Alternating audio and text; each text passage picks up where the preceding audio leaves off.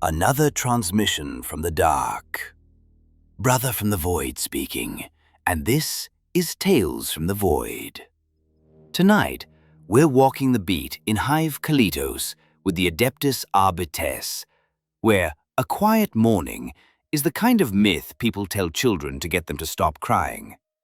Our narrator is arbitrator Soldevan, armored, exhausted, and painfully used to the idea that someone, somewhere, always wants him dead before breakfast. You'll get gunfire in the gantries, filth in the alleys, and the kind of justice that comes with a sealed helmet and zero patience. And when the hive starts whispering about bodies and symbols and things that don't fit the usual rot, well, let's just say the day's about to get longer. All right, visor down, safety off. Let's begin. A good day on patrol is when you only face death 6 times before lunch. By that standard, today is already looking exceptional. The first bullet of the morning whistles past my helmet just as I step off the armored transport. It shatters the air, not that there's much quiet in a hive city at dawn, and smacks into a rusted pillar behind me. I don't even flinch, just let out a sigh inside my rebreather mask. It's barely dawn, or what passes for dawn in Hive Kalitos, and someone's already trying to kill me. So much for a quiet start. I remember making an offhand joke to Kovic during gear check this morning. Maybe today will be slow. He just snorted, and as usual, he was right. Welcome to my world. Contact upper gantry. I Vox speed calmly to my partner as I draw my shotgun. The gun's weight is as familiar as the weight of duty on my shoulders. We've done this dance 1,000 times. This is life on patrol for the Adeptus Arbites. Somewhere up in the tangle of metal catwalks above, a would-be killer is probably cursing that he missed his shot. He won't get a second. My boots clank on dented plasteel as I move behind a stack of concrete traffic bollards for cover. A second shot rings out, sparking off the ground near my feet. The muzzle flash betrays the sniper's perch. A crumbling balcony on a hab block 10 meters up, half hidden by smoky gloom and the flicker of failing neon signs. Amateur. Beside me, Arbitrator Kovic has already unslung his own combat shotgun. Through the corner of my visor display, I see him take position without a word. 20 years my senior, grizzled and steady. Kovic's been doing this since before I was whelped from the Scola. He's muttering a curse about morning scum as he flicks off his safety. I allow myself a tight grin behind my respirator. Even at this hour, he's as predictable as a prayer at matins. We coordinate with a few quick hand gestures. No sirens, no shouted warnings. In the underhive, noise attracts more trouble. Instead, we move like predators. The air tastes of burning promethium and rotten sump water as I inhale through the mask filters. A dull red glow filters down from the smog-stained lumen-strips overhead, casting everything in perpetual pre-dawn twilight. I skirt left, Kovic goes right. The plan is simple: flush the shooter out or flank him. My black carapace armor scrapes against a graffiti-tagged railing as I ascend a narrow maintenance stair toward the gantry. Above, I hear scuffling footsteps. Our friend is on the move, probably realizing he picked the wrong targets on this fine morning. I toss a flashbang up there to stun him, but we're trying not to wake the whole district just yet. Instead, I pump a shell into the shotgun's chamber. A solid slug, armor-piercing. Arbitrators don't do warning shots. Suddenly, a ragged figure bursts from a maintenance hatch 2 levels up. He leaps to an adjacent scaffold, trying to flee across a gap between gantries. Bold but clumsy. In the dim, flickering light, I catch a glimpse. A gaunt young man in filthy work overalls, a makeshift bandana over his face, clutching a long hunting rifle. Likely some underhive drudge with more desperation than sense, or just someone tired of living who thinks taking a pot shot at an Arbite will earn him a quick martyrdom. Either way, not smart. I plant my feet, exhale slowly, and squeeze the trigger. Boom! The shotgun bucks into my shoulder, and the slug tears through the air. It catches the runner in the leg mid-leap. There's a shriek as he tumbles, arms pinwheeling. His body smashes into a bundle of hanging electrical cables, rebounds, then crashes straight through a sheet of corrugated metal roofing before disappearing from view.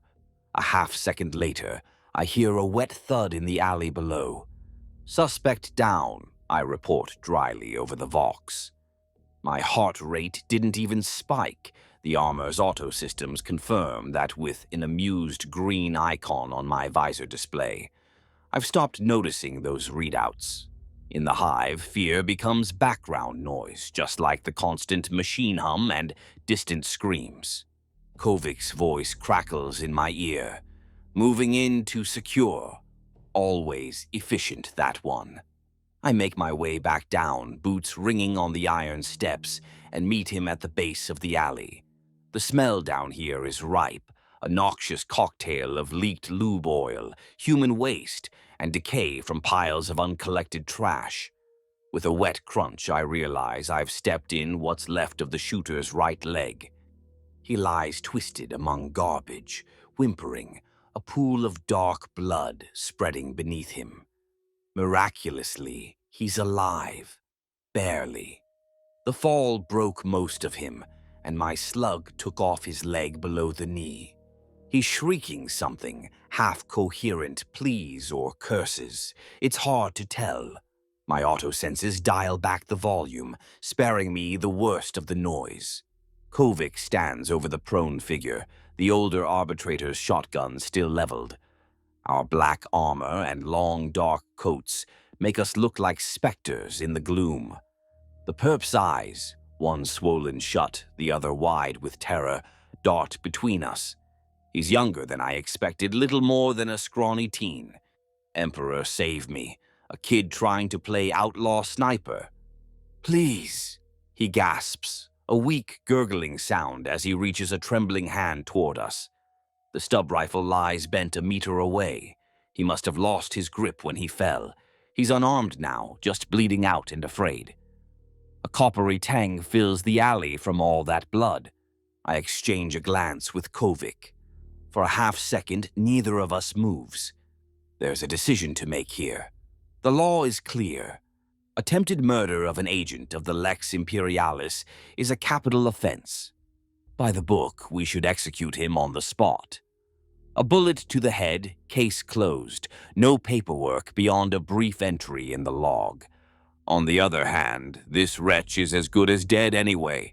His leg is gone, and if left here, infection or the hive's scavengers will finish what the fall didn't. He'll die in agony over hours. The kid's still babbling, tears cutting clean lines through the grime on his cheeks. I catch fragments of his wailing. Only way, had to try, hungry. Of course, maybe he tried to shoot us for a few ration bars in our packs. Or just because life down here finally drove him to suicide by cop. Who knows? Kovic's voice comes through my earpiece, low and gravelly. End it or leave him. His finger is on the trigger, awaiting my call. As the junior partner, technically I should defer to him, but he asks anyway. That's years of trust, right there. I sigh, considering. By the letter of imperial law, the sentence is death. Summary judgment, one round to the head, then on to breakfast. The Emperor's law has no mercy for those who raise a hand against his judges. Yet I also know that in this pestilent back alley, no one will bother to collect the corpse if we walk away. The rats will feast and the kid will die slow, scared, and alone. The result is the same either way, I tell myself. One outcome is just slower and crueler. Emperor's mercy, I murmur.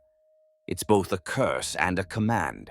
We were taught in the Schola Progenium that real mercy in the Imperium means a quick death rather than prolonged agony. By that definition, what I'm about to do is a mercy indeed. I step forward, placing the heavy boot of justice, well, my actual boot, on the young man's remaining leg to pin him. He howls a thin, desperate wail. I don't enjoy this, but I won't flinch from it either. By order of the Adeptus Arbites and the Lex Imperialis, I intone, voice amplified and echoing harshly in the narrow alley. Judgment is rendered. Sentence, death. The kid is still sobbing when Kovik's shotgun roars. A red mist sprays the alley wall. The body falls limp. The screaming stops. A few scavenger birds nesting in the rafters above take flight at the noise, cawing as they wheel away.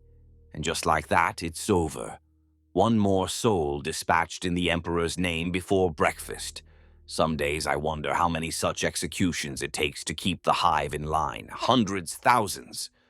But I push those thoughts away. The tally is not mine to question. I just enforce the sentence. I lift my boot off the corpse and step back.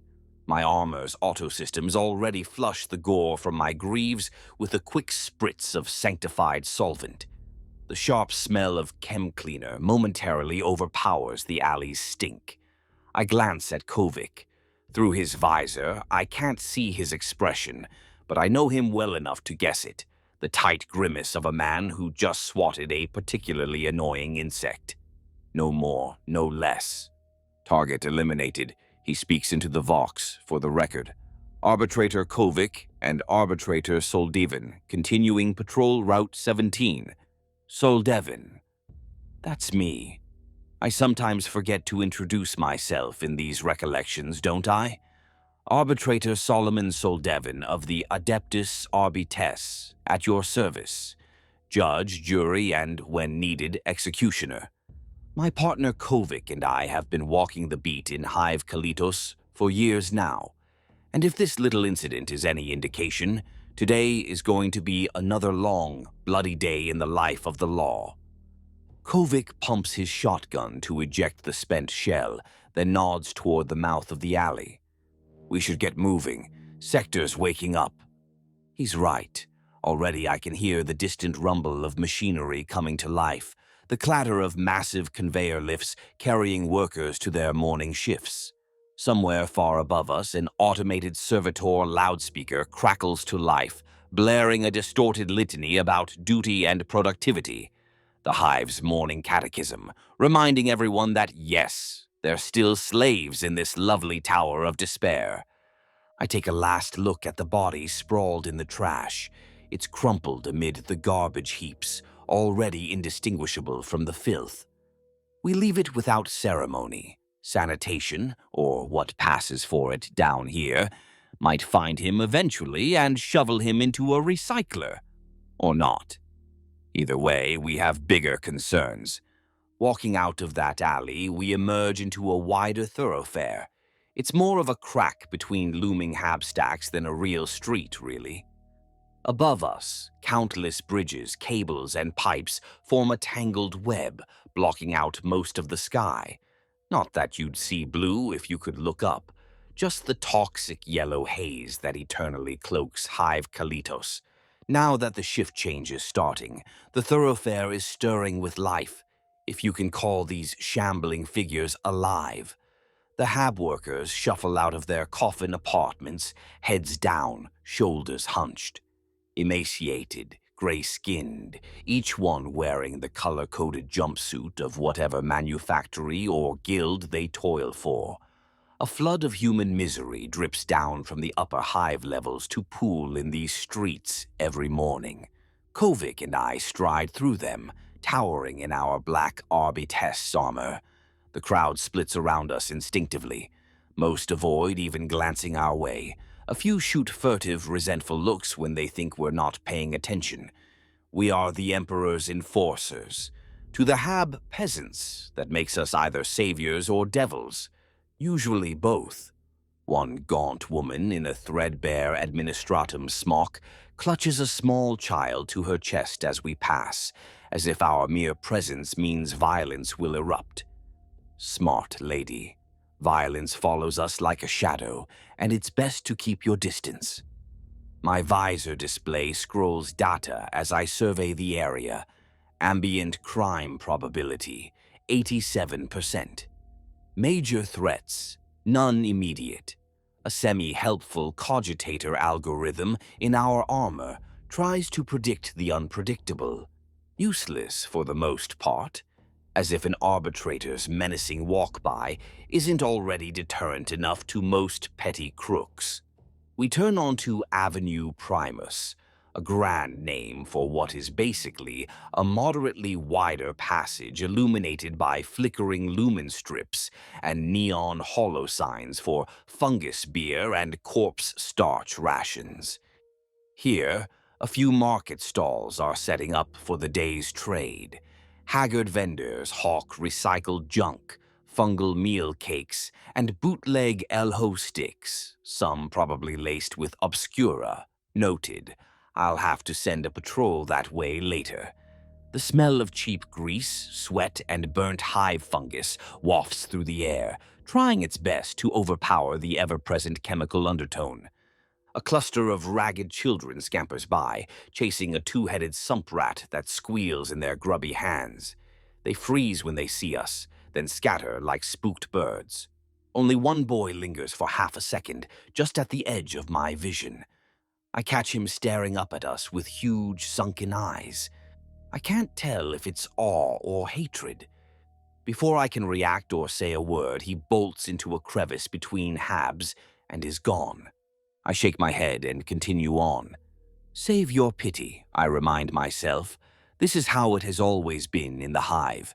Billions live and die in these stacked hellholes, and it's not my job to save them, just to keep them in line. I wasn't always this numb. As a green recruit fresh out of the Scola Progenium, I remember feeling overwhelmed by the misery around me. That changed the day I hesitated to put down a knife-wielding agitator. He gutted one of my squad mates before I finally pulled the trigger. I still remember that day with perfect clarity.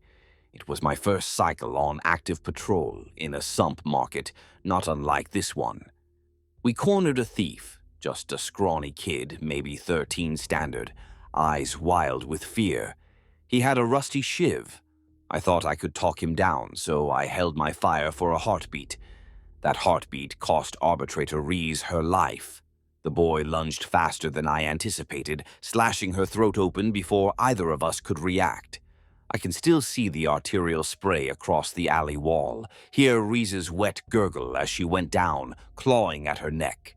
In my shock and rage, I emptied my entire magazine into that kid, tearing him apart. By the time I stumbled to Raiz's side, she was gone, dead with a look of disbelief frozen in her eyes. I learned then and there, in this job, hesitation kills. Mercy is a myth we can't afford, so I buried those softer feelings deep, long ago. We press on through the waking hive. People leap aside to avoid even the possibility of brushing our armored shoulders. I feel the weight of 1,000 eyes on my back. Some stare in fear, others in quiet malice. I can almost smell the resentment in the air.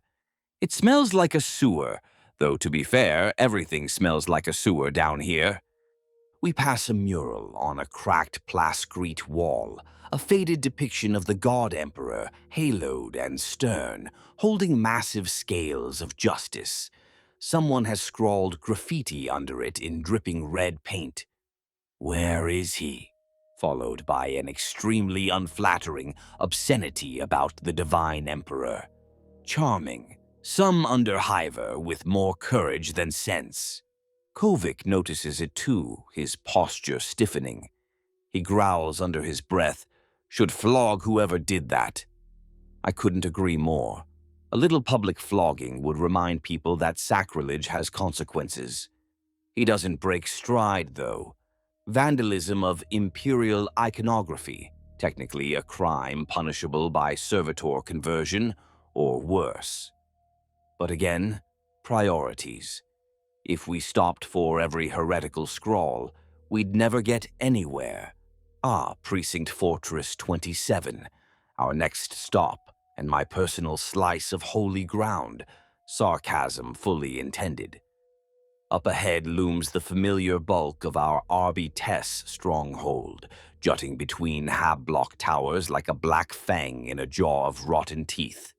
Its stark rock-crete walls are adorned with hanging banners of the Imperial Aquila. Heavy bolter turrets track every approach from their battlements. At the gate, two hulking arbitrators in full riot gear stand guard, shotguns at the ready, as a line of shackled detainees is marched inside under watchful optics. Home sweet home, or at least the closest thing to a home for creatures like us. Cold stone and steel it may be, but I feel more at ease inside these austere walls than I ever could, outside among the hive's teeming masses. We cross the adamantium drawbridge over a moat of spiked barricades and molten slag pits. Yes, we have those. Wonderful for discouraging would-be attackers. Cherub servitors with grinning cherubic faces flutter above the entry, scanning our armor's ident codes and chiming in approval as they verify us. With a groan of gears, the massive ceramite doors grind open. Before stepping in, I take one look back at the waking hive city behind us. For a moment, the din and stench fade to a dull hum, and I see the place for what it is. A festering anthill of humanity, stretching endless into smog and shadow. Towers of habs and manufactoria rise and merge until they pierce the toxic cloud layer far above, though no natural sky shines here.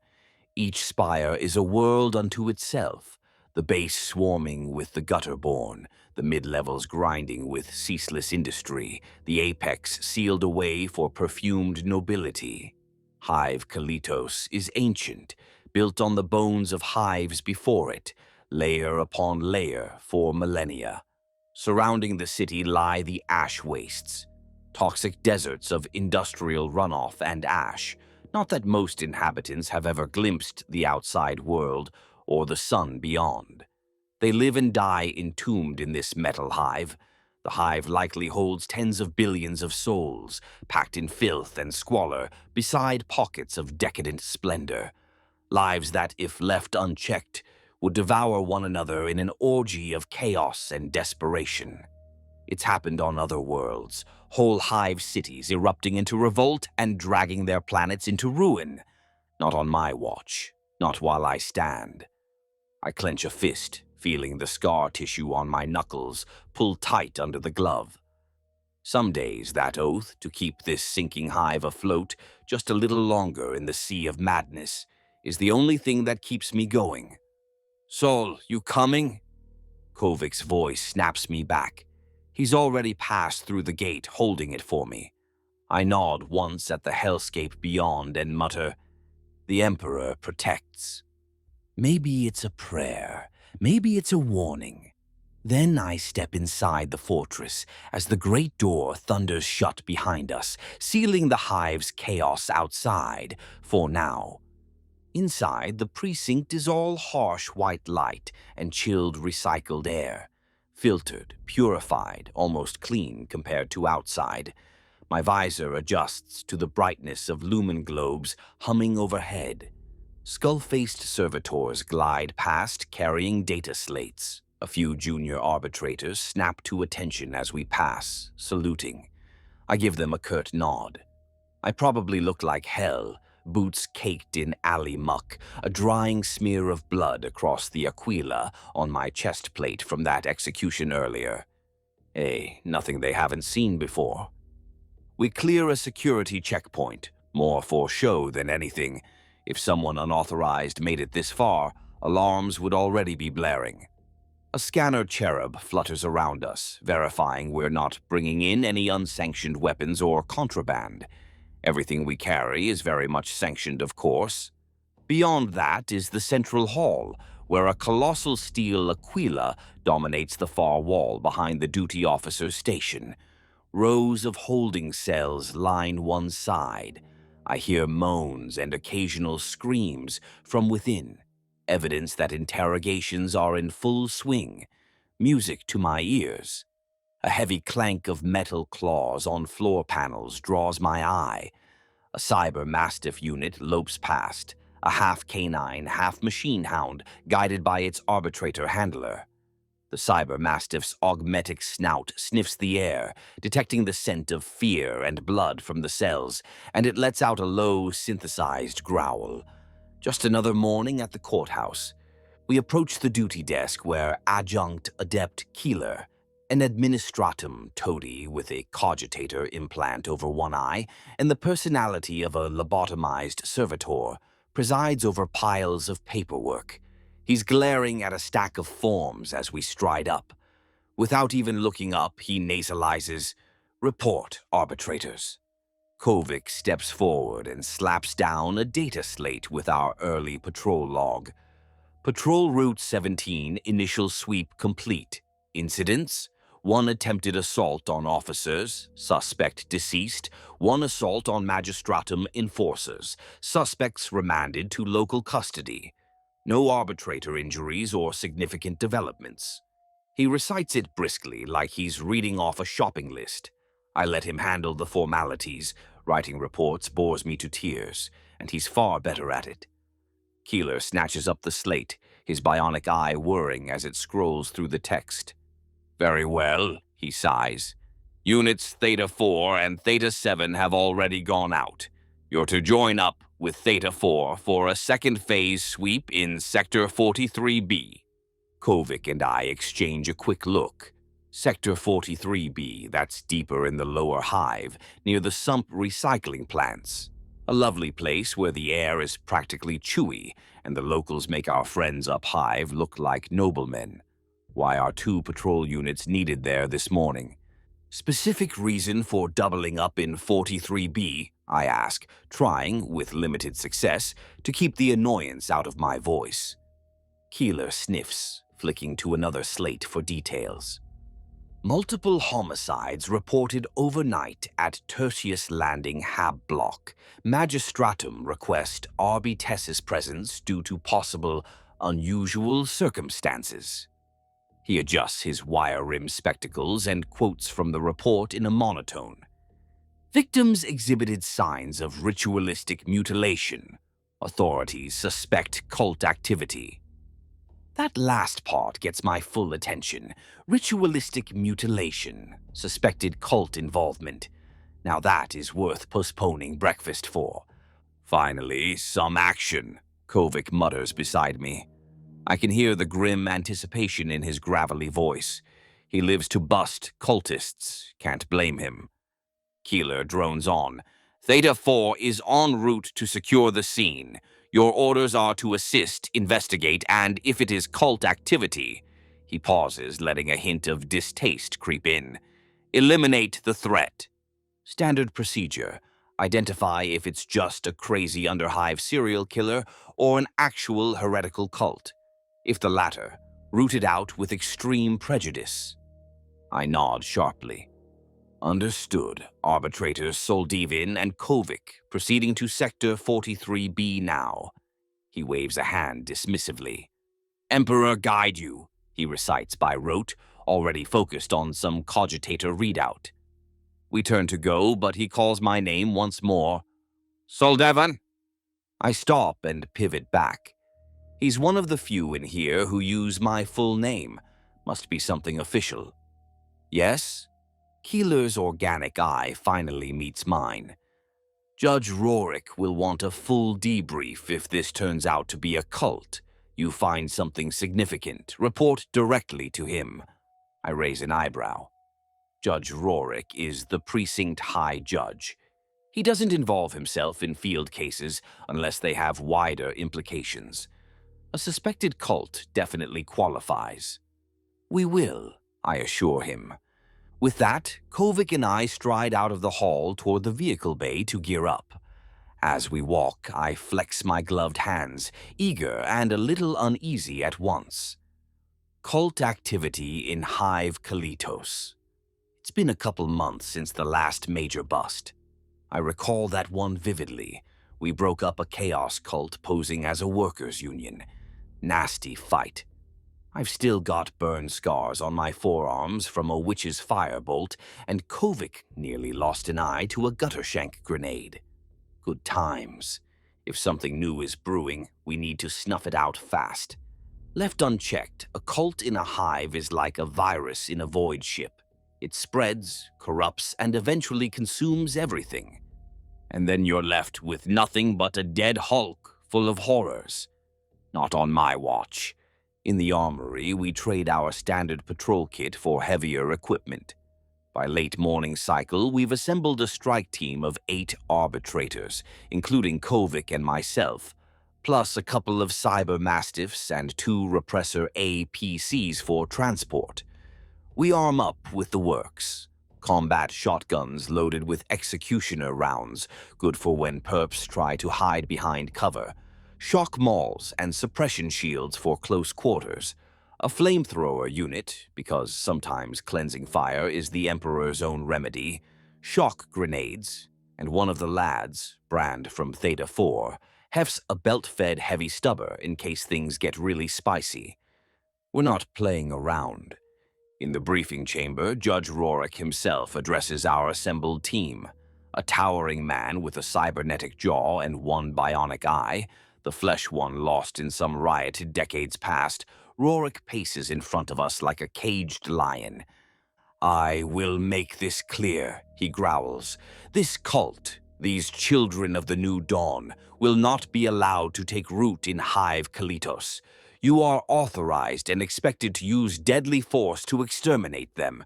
If any high-level conspirators are found, capture if possible for interrogation, but do not risk yourselves unnecessarily to take prisoners. The Emperor needs living weapons, not dead heroes." We all thump our breastplates in salute. "For the law and the Emperor," we respond in unison. He also adds, "Intelligence suggests this New Dawn creed matches known heretic cult activity, likely chaos worship. Archives record a similar New Dawn rebellion on Hydrafor decades ago. It cost many lives to purge. Be on guard for witchcraft or worse." We exchange grim looks. We all remember the last time a cult witch hit an Arbites squad with warp fire. Scars some of us still carry. This time we've come prepared. Before we depart, the precinct chaplain, a scarred veteran arbitrator turned cleric, moves down the line of us. In one bionic hand, he carries a censer of burning incense. With the other, he uses ash from a sanctified brazier to mark each of our helmets with the sign of the Aquila. "Walk in the Emperor's light and deliver his judgment," he intones softly. We answer in deep-voiced unison. "His will, our hands." The brief ritual steadies my heart. We load up. 2 vehicles. I drive the lead repressor. Kovic rides up front in the comm seat. The others pile into the transports or cling to the side running boards. Weapons mag-locked but ready. The APC engines growl to life, machine spirits awakened with a litany of ignition. The bay doors crank open, flooding the interior with the hive's hazy light. We roll out. Sirens off for now, but lights flashing, forging ahead toward Sector 43B. Workers and citizens scatter from our path like roaches before a torch. A few sluggish hab crawlers and rust bucket transports swerve aside as our armored column barrels down the main transit causeway. I don't slow. We have urgency now. Inside our vehicle, Kovic and I ready ourselves in silence. I see him out of the corner of my eye, checking and rechecking his gear, tightening the strap on his combat shotgun, patting each of his grenade pouches in order. I catch his lips moving, perhaps murmuring a battle prayer or simply counting under his breath. His face is set in that familiar iron scowl of focus.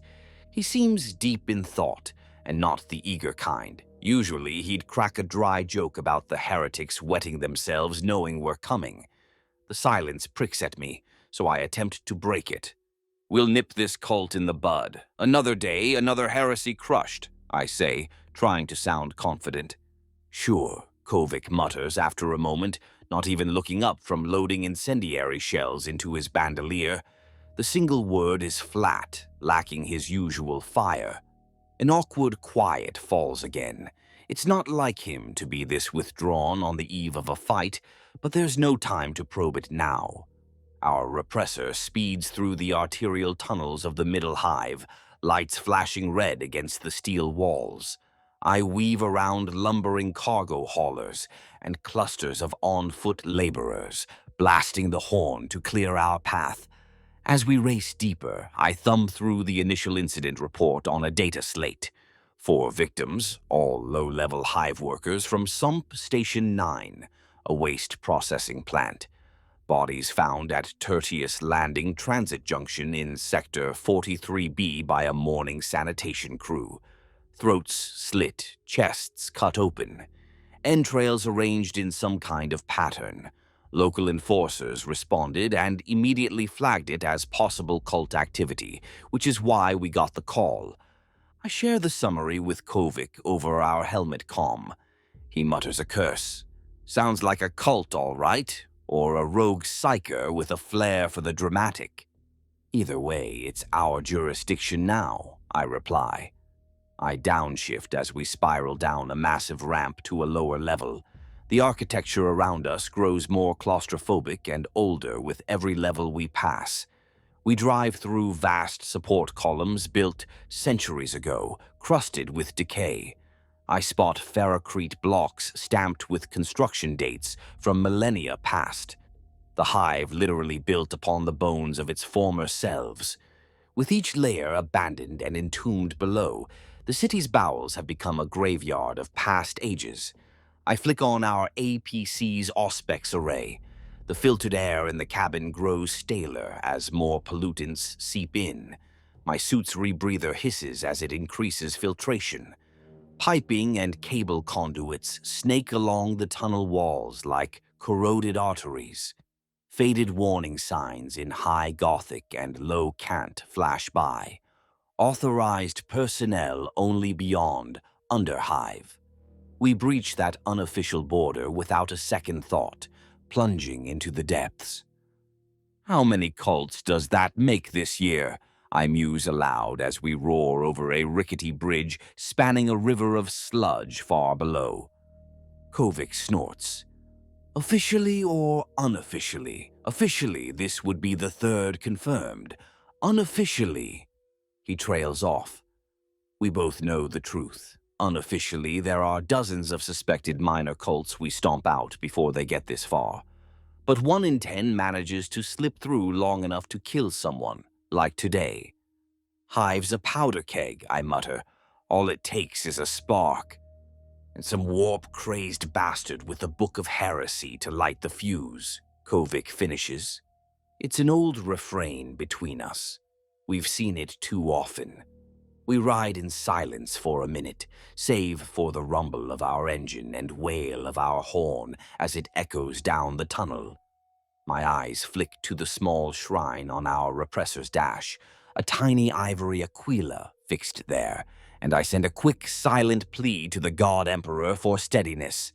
You know, Kovic breaks the silence, if it is a cult, might link to that gang nest we cracked last month. Those punks had weird symbols scrawled on their den walls. Could have been nothing, or part of something bigger. I grunt. I remember that raid. A minor job, some upstart chem dealers hoarding stolen las packs. We chalked the odd markings up to underhive superstition. Maybe we were wrong. Could be, I say. If so, maybe we'll finally see the whole picture. He doesn't reply. Perhaps neither of us wants to voice the possibility that a full-blown chaos cult's been festering under our noses. As we descend further, the tunnels narrow and grow damper. Overhead, pipes drip foul-smelling condensate onto our armor and windshield, leaving greasy streaks. The repressor's headlights cut through swirling banks of chemical fog. We must be near a sump evaporation zone. A trio of emaciated figures suddenly darts out of a side passage ahead, right into our path. I slam the horn and swerve. The repressor's massive tires screech on the metal decking. For an instant, the trio is caught in our headlights. Underhive locals, a man and two women hauling filthy sacks on their backs. Their eyes widen as our armored behemoth bears down. They press themselves against the tunnel wall, and I thunder past, missing them by a meter. In the rear-view display, I see them sprint away into a duct, alive and lucky. Damn fools, I mutter. Underhivers sometimes wander into transit corridors without a thought. It rarely ends well. Then again, part of me doesn't blame them. One of those women looked like she had no ears, probably cropped off by some gang as punishment. Common down here. We're close, Kovic announces, tapping his HUD map.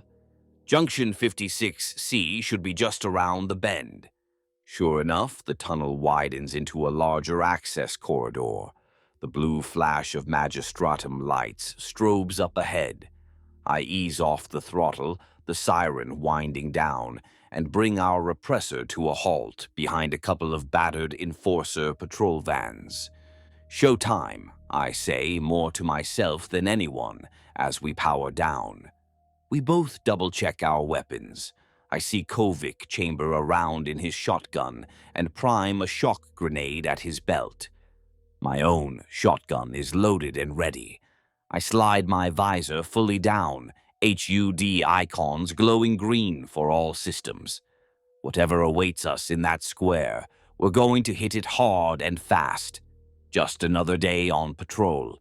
We step out of the repressor's steel confines, and the sight and smell hit me immediately. We're in what looks like a small plaza at a transit junction, probably a market square by day. Right now, it's a crime scene. Shabby stalls and vendor carts, now abandoned, litter the periphery. At the center, a cracked fountain gurgles out brownish chemical-laced water that might once have been potable. The plaza is a mess of refuse and neglect. Collapsed awnings, rusted barrels, graffiti on every wall. Flickering glow globes on dangling wires cast erratic shadows through the haze. The air reeks of chemical waste from a nearby sump, a stench that overpowers even the coppery tang of blood. Even the vermin down here, bloated sump rats and fluttering hive bats, keep their distance from the glowing toxic puddles in the corners. Under the harsh white floodlights the enforcers set up, I can see the bodies now. There are 4 of them, laid out side by side on the greasy ground in front of the fountain. Adult men, all wearing the brown coveralls of waste plant workers. And Emperor's tears. What a grisly sight. Their throats have been slit ear to ear. Their chests have been cut open, rib cages splayed. Someone has taken the time to pull out their intestines and arrange them in looping symbols around each corpse. Blood is everywhere, dark and congealing, crisscrossed by smeared footprints. I recognize one symbol drawn in entrails. It looks like an 8-pointed star. Classic. Magistratum enforcers, the local hive police, have cordoned off the area with flickering lumen tape.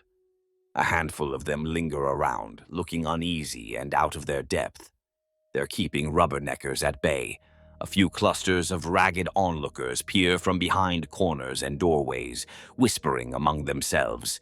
I see one enforcer officer vomiting in a gutter. Another makes the sign of the Aquila across his chest as we approach. Arbitrator Brand, a burly fellow from Theta 4 with a scar across his nose, steps toward us, helmet off. He's built like an ogrin and currently looks as grim as the corpse beside him. I notice some spatter of blood on his boots. Likely he was first on scene. He raises a hand in greeting. Soldevan, Kovic, good to see you. It's a real mess here. Brief us, I reply briskly, stepping into the ring of light and death. The smell of butchered meat is assaulting even through my helmet filters.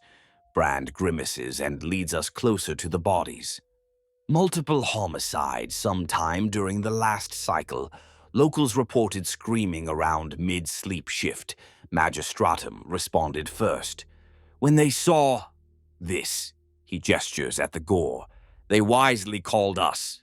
We arrived a half hour ago and secured the site. Perps long gone, unfortunately. I crouch by one of the victims, careful not to step in the blood loops. The poor bastard's expression is frozen in horror. His hands are bound with barbed wire. There are deep cuts where he tried to struggle. Emperor. The gore is bad enough, but I also notice something odd. His eyes have been gouged out, and in their place, 2 shiny metal coins have been inserted into the sockets. One of the coins slips as I tilt the head slightly, standard Imperial throne gelt by the looks of it. I gently pry open another victim's fist. Rigor mortis has set in. Inside his clenched hand is a tuft of cloth, dark blue fabric, maybe torn from an assailant's clothes. I bag it in a specimen pouch on my belt. We'll get this to the Verispex techs later, I say aloud. I glance up at the enforcers milling about on the perimeter. None of them meet my gaze. They all look spooked. Did any of you notice these coins in the eye sockets? I call to no one in particular. One magistratum sergeant shuffles forward. We, didn't touch anything, sir. Saw the coins, but left them in place. Look like standard throne gelt to me. Not sure if it means anything. He sounds bewildered. Cult killings are above his pay grade. Good, I nod. You were right to leave everything. I survey the area. Any witnesses? I heard someone reported screaming. Brand shakes his head. If there were, they're keeping their heads down. None of these fine citizens want to volunteer information. He snorts. Can't blame them. Inform on a cult in the underhive, you're apt to end up just like these poor sods. My older partner's voice crackles in my ear. Sol, come look at this. Kovic is standing by the fountain, shining his gauntlet lamp at its base. I rise and step over. There, scrawled in blood on the cracked plinth of the fountain, are words, "Thus to tyrants," in High Gothic, and beneath that an angular symbol that's half smeared by footprints. It looks like it might have been a stylized sun or eye before someone stepped in it. "Thus to tyrants," I read aloud, tasting the implication. Classic phrase used by rebels throughout history. Sic semper tyrannis, thus always to tyrants. The message is clear enough. They could be trying to say this is what happens to tyrants, Kovic suggests, voice low. Maybe referring to the governor or nobles? Maybe, I reply, frowning behind my visor. Or it's a general threat to imperial authority, which would include us. Brand joins us, wiping sweat from his brow. We've had seditious graffiti like that pop up in this area the past few weeks. Thought it was just malcontents blowing off steam. Now, not so sure. I nod slowly, scanning the perimeter again. Something about this feels orchestrated. 4 random nobodies butchered to send a message? Or were they targeted specifically? IDs on the victims? I asked. Brand checks his slate. All 4 worked at Sump Station 9, the waste recycling plant down canyon. Menial laborers, shift workers. By all accounts, nobodies. No obvious connection between them besides workplace and the way they died. Murdered as symbols, not for who they were, but what they represented, perhaps. The phrase lowest to the highest from that cultist's ramblings flickers in my memory. Maybe these victims were chosen because they're common workers. Killing them sends a message to the millions of others like them. No one is safe. Rise up. Or they might have simply been convenient sacrifices for whatever dark ritual the killers were performing. A thought strikes me. Were they sacrificed for a ritual? The entrails symbol, the coins over eyes, paying the toll to cross to the afterlife? The slogan in blood. It all screams cult initiation or summoning rite. Emperor forbid. I scan around the fountain and notice numerous footprints in the sticky blood. Multiple sets, at least 3 distinct tread patterns, maybe more. They lead away toward a maintenance tunnel on the far side of the square. I nod toward that direction. How did the perpetrators leave? Brand gestures to a circular hatch in the wall marked with yellow hazard stripes. It's slightly ajar, a few bloody handprints visible on its rim. Enforcers found that maintenance hatch open. Blood trail led that way into the old conduit tunnels. We didn't pursue. By the time we arrived, it was hours after the fact. I grit my teeth under my helm. Missed them by a mile then. They're long gone, likely laying low until tonight's big event, the meeting. Let's check that hatch, I say. Kovic and I move toward the indicated tunnel. We draw our sidearms. I've switched to my auto pistol for tighter quarters and toggle our helmet lamps. The rusted hatch door creaks as we pull it open wider and slip inside, leaving Brand and the others to guard the scene and keep any curious locals out. Beyond the hatch, a narrow maintenance passage slopes downward. Thick grime coats the walls. Our boots leave fresh prints in decades of accumulated dust and sludge on the floor, alongside smears of red from whoever fled this way. We proceed cautiously, weapons raised. If someone's dumb enough to linger, we'll be ready. The passage winds about 50 meters and opens into a disused subtunnel, probably an old cargo route under the habs. Faint lumen-strips glow on the ceiling, half burnt out. The air is damp and smells of mold and old machine oil. Graffiti covers the curved metal walls here too, but not the usual gang signs or lewd drawings. These are blasphemous symbols scrawled in dried blood, crude 8-pointed stars, slashes that might be runes, obscenities against the throne. My skin crawls at the sight. They weren't even trying to hide their allegiance down here. Damn, Kovic mutters, voice tinny in my earpiece. They're not even subtle. I raise a fist, pausing. A little further down, the tunnel branches. Our lamps catch dark stains leading to the left fork. Bloody footprints, heading deeper. Left, I whisper. He nods, shotgun ready. We move in near silence, save for the clank of our boots. My hearts are thudding steadily. Yes, I swear you can feel both hearts pounding on days like this. The thrill of the hunt is coiling in my gut. Part excitement, part grim resolve. We creep along the left-hand tunnel. After a short distance, I hear something echoing softly ahead. A voice? I hold up a hand for Kovic to stop. We both listen. Yes, faint and distorted by the tunnel acoustics, but unmistakable. Someone chanting. A low, guttural voice speaking a language that makes my teeth ache to hear. It's coming from just beyond a half-open bulkhead door up ahead, a sliver of flickering light peeking out. I signal Kovic, one hostile, possibly a lone cultist mid-ritual. He nods, visor gleaming.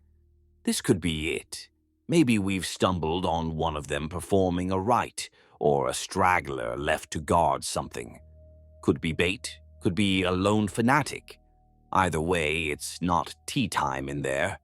I gently ease up to the rusted door and peer through the gap. Inside is a small, disused maintenance chapel, one of those little emperor shrines that dot even the underhive, only now it's been defiled thoroughly. The Aquila icon that would have hung above the altar lies torn down on the floor. The walls are covered in blasphemous markings painted in dried blood, pentagrams, profane sigils, obscene sketches. A dozen melted tallow candles flicker on the floor, giving off a greasy purple smoke that mixes with incense from a smoldering brazier of bones? Great. At the center, a lone figure kneels before a makeshift altar, an overturned plasteel crate draped in what might be a once imperial cloth, now defaced with chaotic scrawls. On it lies a heavy tome bound in flaking skin and a small crystalline idol that glows faintly. I'll assume it's warp-touched. The figure is hooded and swaying, whispering an incantation in that foul tongue. It's an older woman, I think. Long, matted gray hair obscures her face, which is etched with self-carved symbols and scars. Her eyes gleam fever-bright in the candlelight, pupils mere pinpricks. As she sways, I catch sight of her bared teeth. She's filed them into sharp points. Lovely. One cultist, apparently mid-prayer to the dark guts, could be a straggler or someone preparing the way for the rest. Either way, we have the drop on her.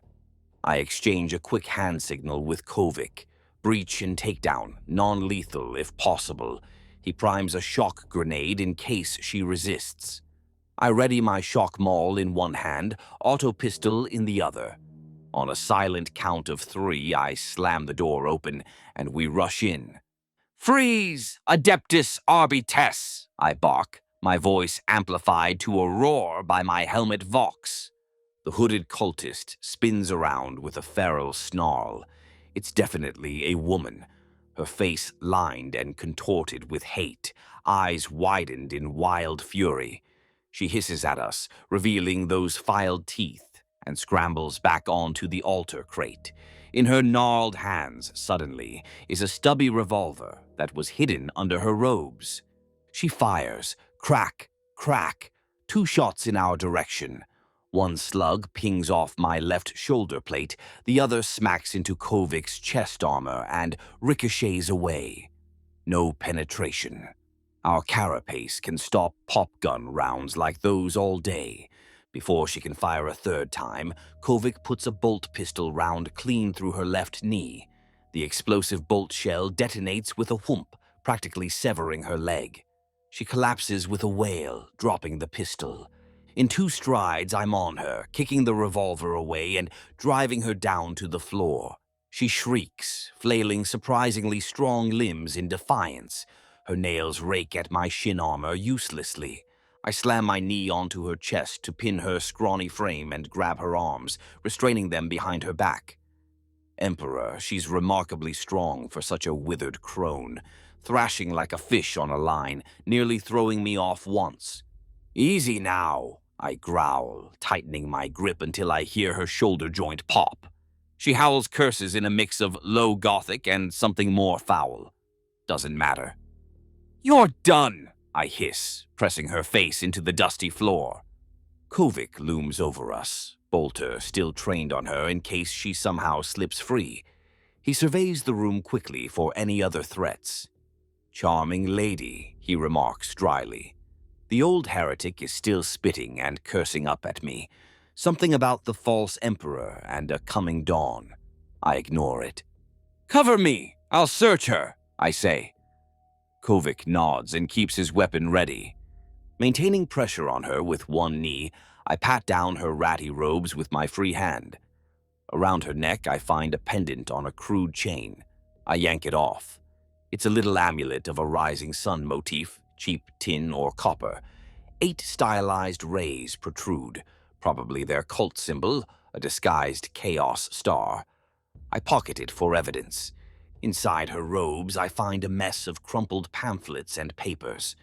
I pull one out, a hand-printed flyer with low Gothic text. It reads, "Brothers and sisters, the new dawn comes. Cast off your chains and rise up." It goes on in that vein, rambling about throwing down tyrants, rising from the lowest to highest.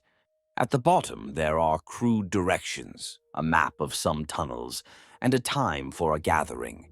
It looks like tonight at a place called St. Ophelia's Sump Chapel, Lower Hive. Jackpot. Looks like our cult is openly recruiting and planning a meeting soon, likely the one our friend here was on about. I hold the pamphlet where Kovic can see it. Children of the New Dawn, I read the name scrawled atop the sheet. Sound familiar? He shakes his head, keeping one eye and his bolter on the subdued cultist. Nope, but it sounds none too friendly. I flip through a couple more of the pamphlets. They all carry the same message. One has a crude drawing of a sun rising over a silhouette of the hive spire with chains breaking around it. Very dramatic. Very heretical. I turn it over and see a rough schedule. Assembly at third shift end. St. Ophelia's abandoned chapel. Bring offerings, tell no one. The fools practically wrote an invitation for us. A cold grin forms under my helmet. Looks like we got ourselves an invitation. Kovik's grin mirrors mine, visible now that he's removed his helmet to wipe some sweat. When is this meeting supposed to be? Tonight, I reply, showing him the scribbled timestamp. Not many hours from now, just after night cycle begins. Deep in the underhive, an abandoned sump chapel. Coordinates are here on this map. He whistles softly. That's deep in the sump, past sanctioned zones. They picked a good spot, out of the way, easy to fortify. He's already thinking ahead. At our feet, the cultist crone starts cackling weakly, blood bubbling on her lips from internal injuries. Between broken-tooth giggles, she rasps, "You are too late. Hee. The dawn comes.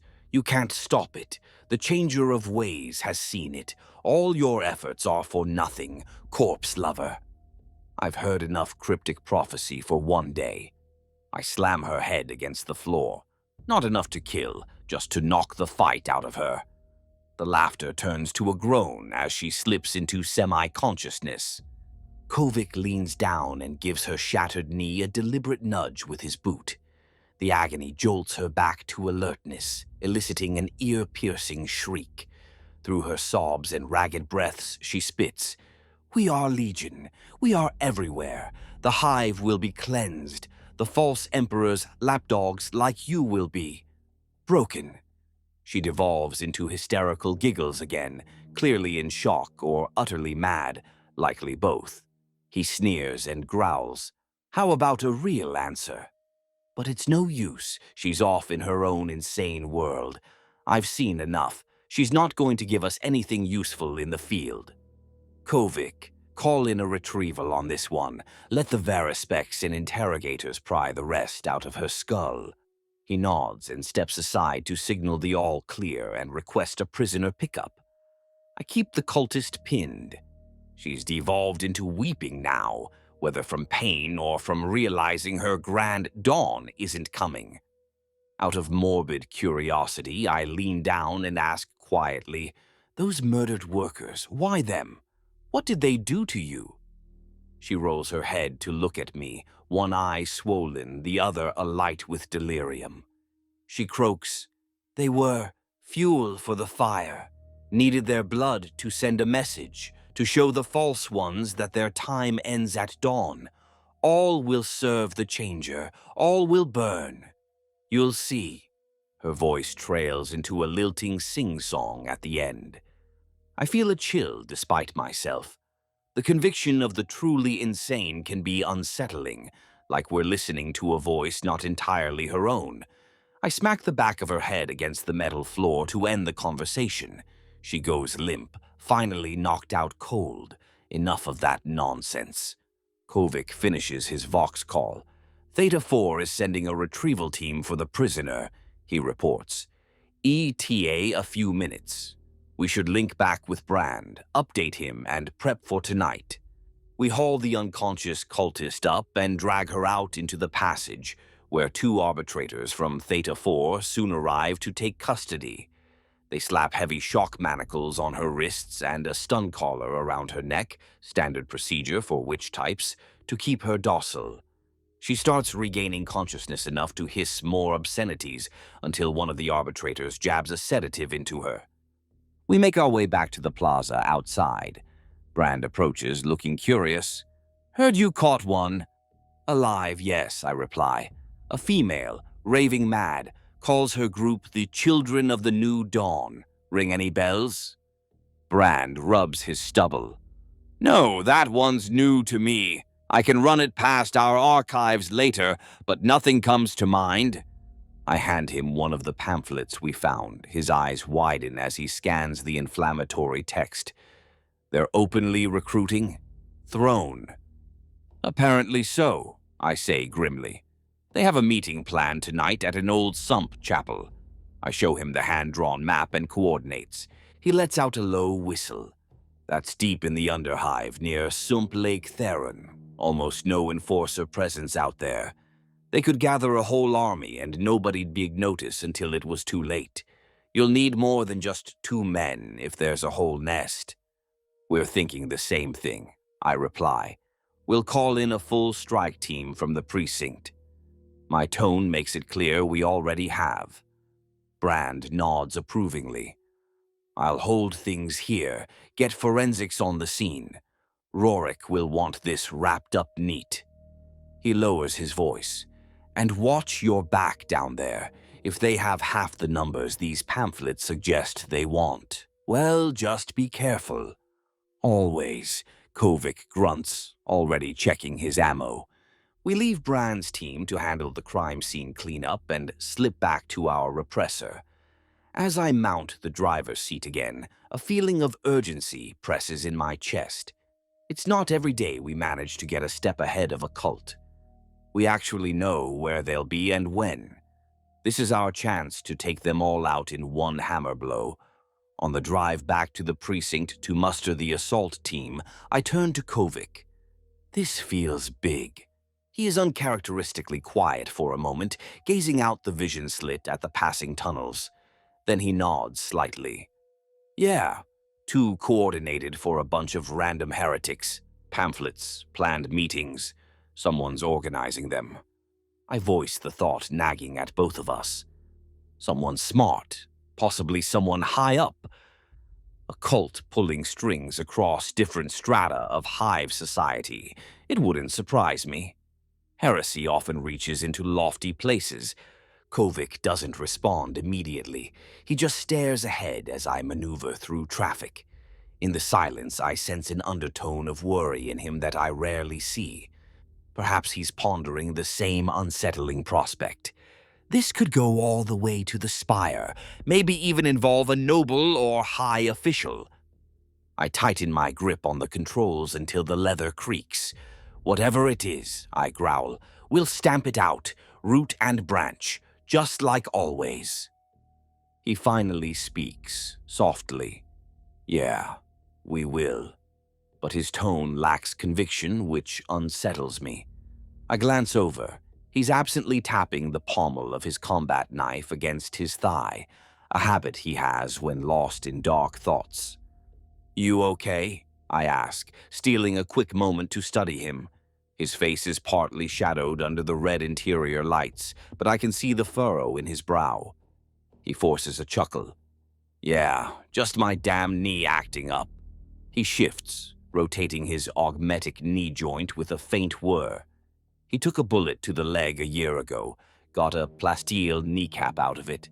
He pretends it doesn't bother him, but I know it aches now and then. I grunt. We'll get you some recaf. You'll be bright-eyed for the raid, old man.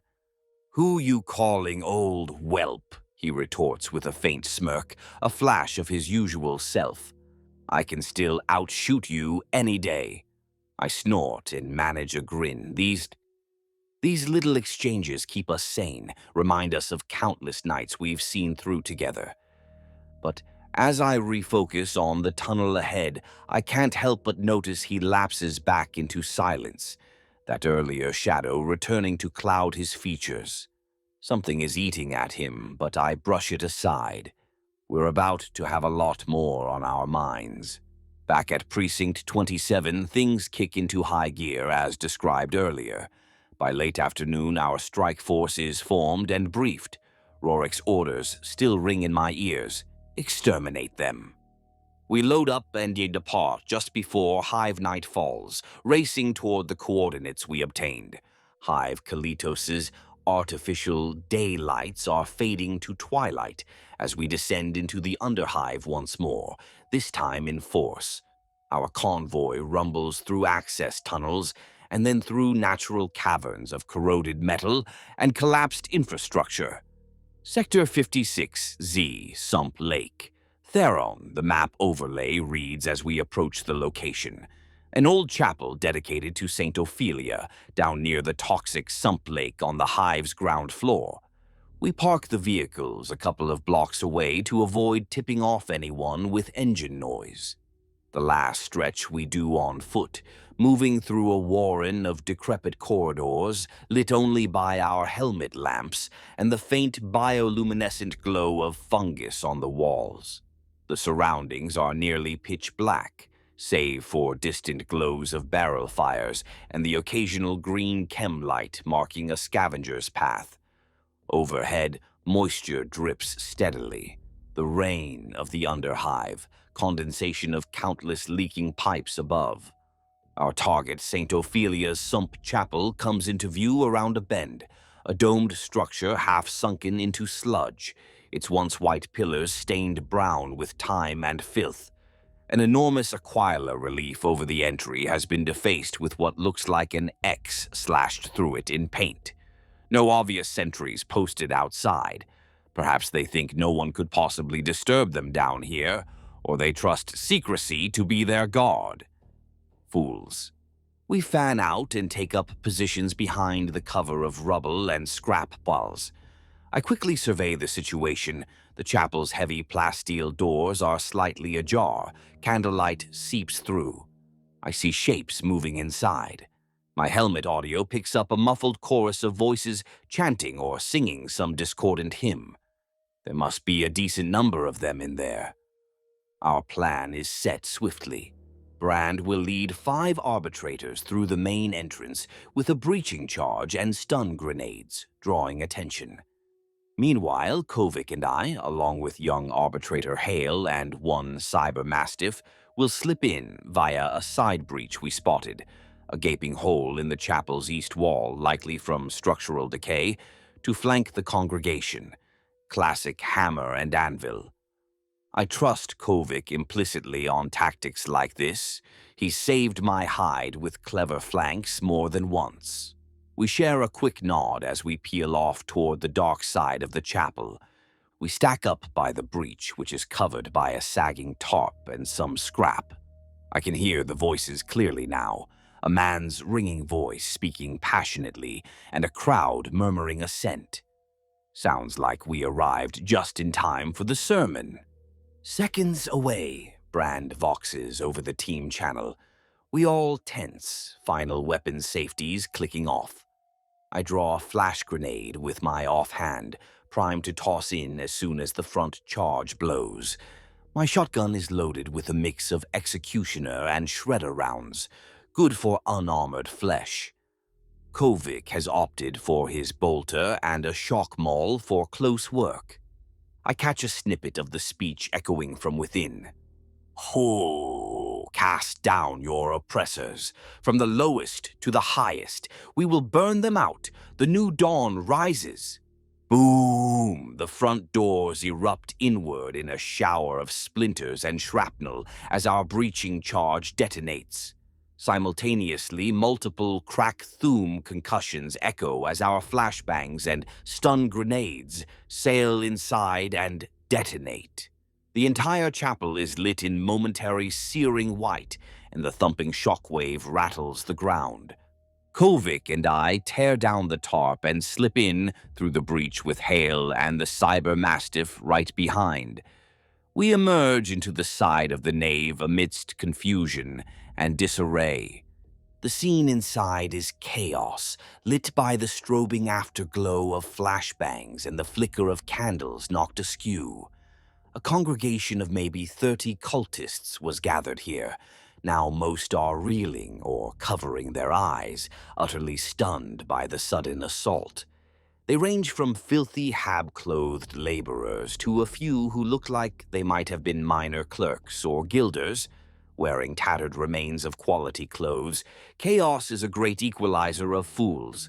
It's a motley assortment of men, women, even a couple of Juve youths, all caught in our blinding entry. The air stinks of spilt promethium from knocked-over lamps and the tang of ozone from the flashbangs. Candles gutter, plunging parts of the hall into dim gloom, only cut by our helmet lights. For a heartbeat, no one fires. The cultists are too disoriented, and we're swiftly taking positions among fallen masonry and pews. Then a ragged voice screams, Arbites and sheer pandemonium ensues. Some cultists scatter, scrambling for cover behind pillars or overturning benches. Others, the more fanatical or foolish, raise weapons. I spot makeshift autoguns, a few pistols, knives, clubs, and open fire or charge at our silhouettes. A gunshot cracks past my ear. Another pings off Hale's pauldron as we spread out. I pump my shotgun and return fire, an executioner round homing in on the heat of a figure behind a toppled pew. It slams into a lanky man with a pistol, punching through his chest. He goes down with a choking scream. Beside me, Kovic advances relentlessly, his bolter thudding. Each shot finds a target in the now panicking congregation. One explodes a robed cultist in a bloom of red mist. Another blows the arm off a brute swinging a cleaver, sending him spinning. Within seconds, the chapel is a cacophony of gunfire and screams. The floor becomes slick with blood and scattered pamphlets. A handful of cultists try to mount some resistance. A volley of stubber shots clatter off Brand's suppression shield as he pushes in from the main door with his team. Arbitrator Doss fires a wash of promethium from the flamethrower, engulfing two cultists who were leveling a pipe gun in a blaze of holy fire. They collapse, shrieking and flailing, adding the reek of charred flesh to the mix. A knife-wielding cultist, eyes wild and foaming at the mouth, launches himself at young Hale with a screech of, "For the new dawn." He actually lands on Hale's back, stabbing downward with frenzied blows, trying to find a gap in the armor. Hale staggers, slamming the madman into a stone column twice. The cultist drops to the ground with a grunt. I finish him with a point-blank blast from my shotgun, the report echoing like thunder. Nearby, another crazed heretic, a woman with her face half-burned and painted with blood symbols, swings a length of chain at Arbitrator Doss's head. Doss ducks the whip-like attack, then bashes her skull in with his power maul, the crack of bone audible even amid the ruckus. Some cultists are screaming prayers to their dark gay, others just scream in terror. As our onslaught continues, many of the unarmed or lesser members break and run for any exit they can find. A cluster tries to flee out a side door, only to be met by our cyber-mastiff, which pounces and tears into them with grinding metal jaws. Their cries meld with the mechanical snarl of the hound. "Watch the leader," Brand voxes. Through the haze, I spot him, the apparent leader who was giving the speech. Julius Cord, our administratum traitor, up on the dais near the altar. He hasn't fled. Instead, he's ducked behind the heavy stone altar table. He's armed now, too. I glimpse the shine of a las pistol in his hand as he peeks out and fires a snapshot in our direction. The red las bolt sizzles overhead. The main cluster of cultists is broken and either surrendering or dying. Many lie groaning or silent on the floor. A handful of diehards still shoot from cover. A stubber fires wildly from behind a toppled statue until Kovic lobs a grenade in that direction, silencing it with a concussive whoomp and a scream. I press forward toward the dais, taking cover behind a toppled column base. On the dais, Julius Cord rises, shaking off dust. In one hand, he holds that las pistol, in the other, Emperor's Pity, a short staff crackling with blue warp lightning. His face is contorted with fury and... is that fear? So much for the grand orchestrator. He points the crackling staff at Kovic, who is nearest, ascending the dais steps. With a snarl, Julius unleashes a bolt of crackling purple energy. It slams into Kovic's chest like a lightning strike, blasting him off his feet. Kovic is flung back down the steps in a shower of sparks, landing hard and lying motionless. "Ko!" I start to shout, but reflex kicks in. Neutralize the threat first. I duck as Julius swings that warp-charged staff toward me next. A sizzling bolt of witchfire erupts from its tip. I dive behind a shattered pew as the purple-white blast obliterates the spot I occupied a split second earlier, blowing apart chunks of stone and wood. Splinters and dust rain down on me. My heart thuds with sudden worry for Kovic, but rage steals me. I grit my teeth, spring up from cover, and charge low at Julius while he's turning to target Brand's group. My suppression shield generator is still attached to my belt. I thumb it on mid-lunge. A shimmering energy field blazes to life on my left arm, just in time to intercept another blast of warp lightning he hurls at me. The unnatural energy splashes against the shield in a cascade of sparks. My shield fizzles and dies. Overload, but it absorbs the worst of the impact. My left arm goes numb from the jolt, but I keep my momentum. Before Julius can muster another psyker trick, I close the gap and slam bodily into him, shield first.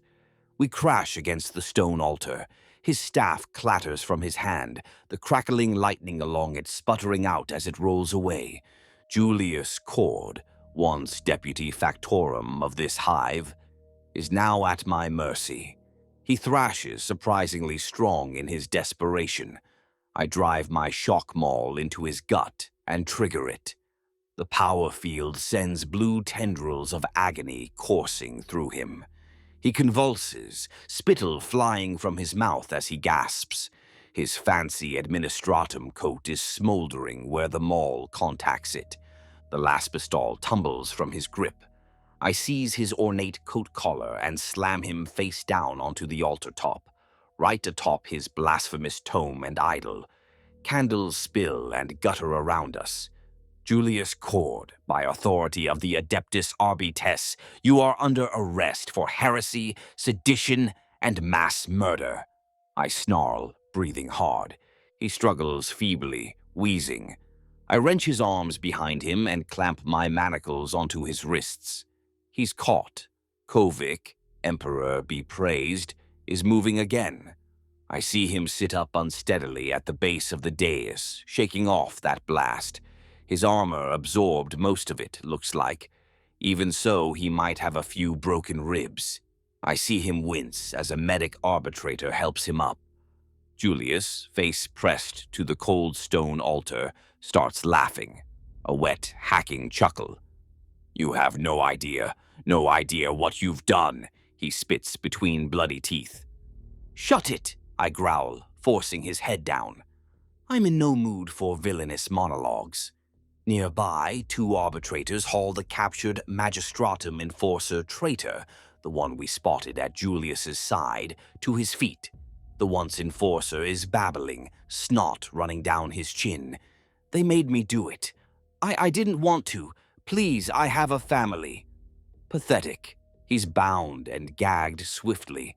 He'll face the judge soon enough. I'm not even surprised a local enforcer turned coat.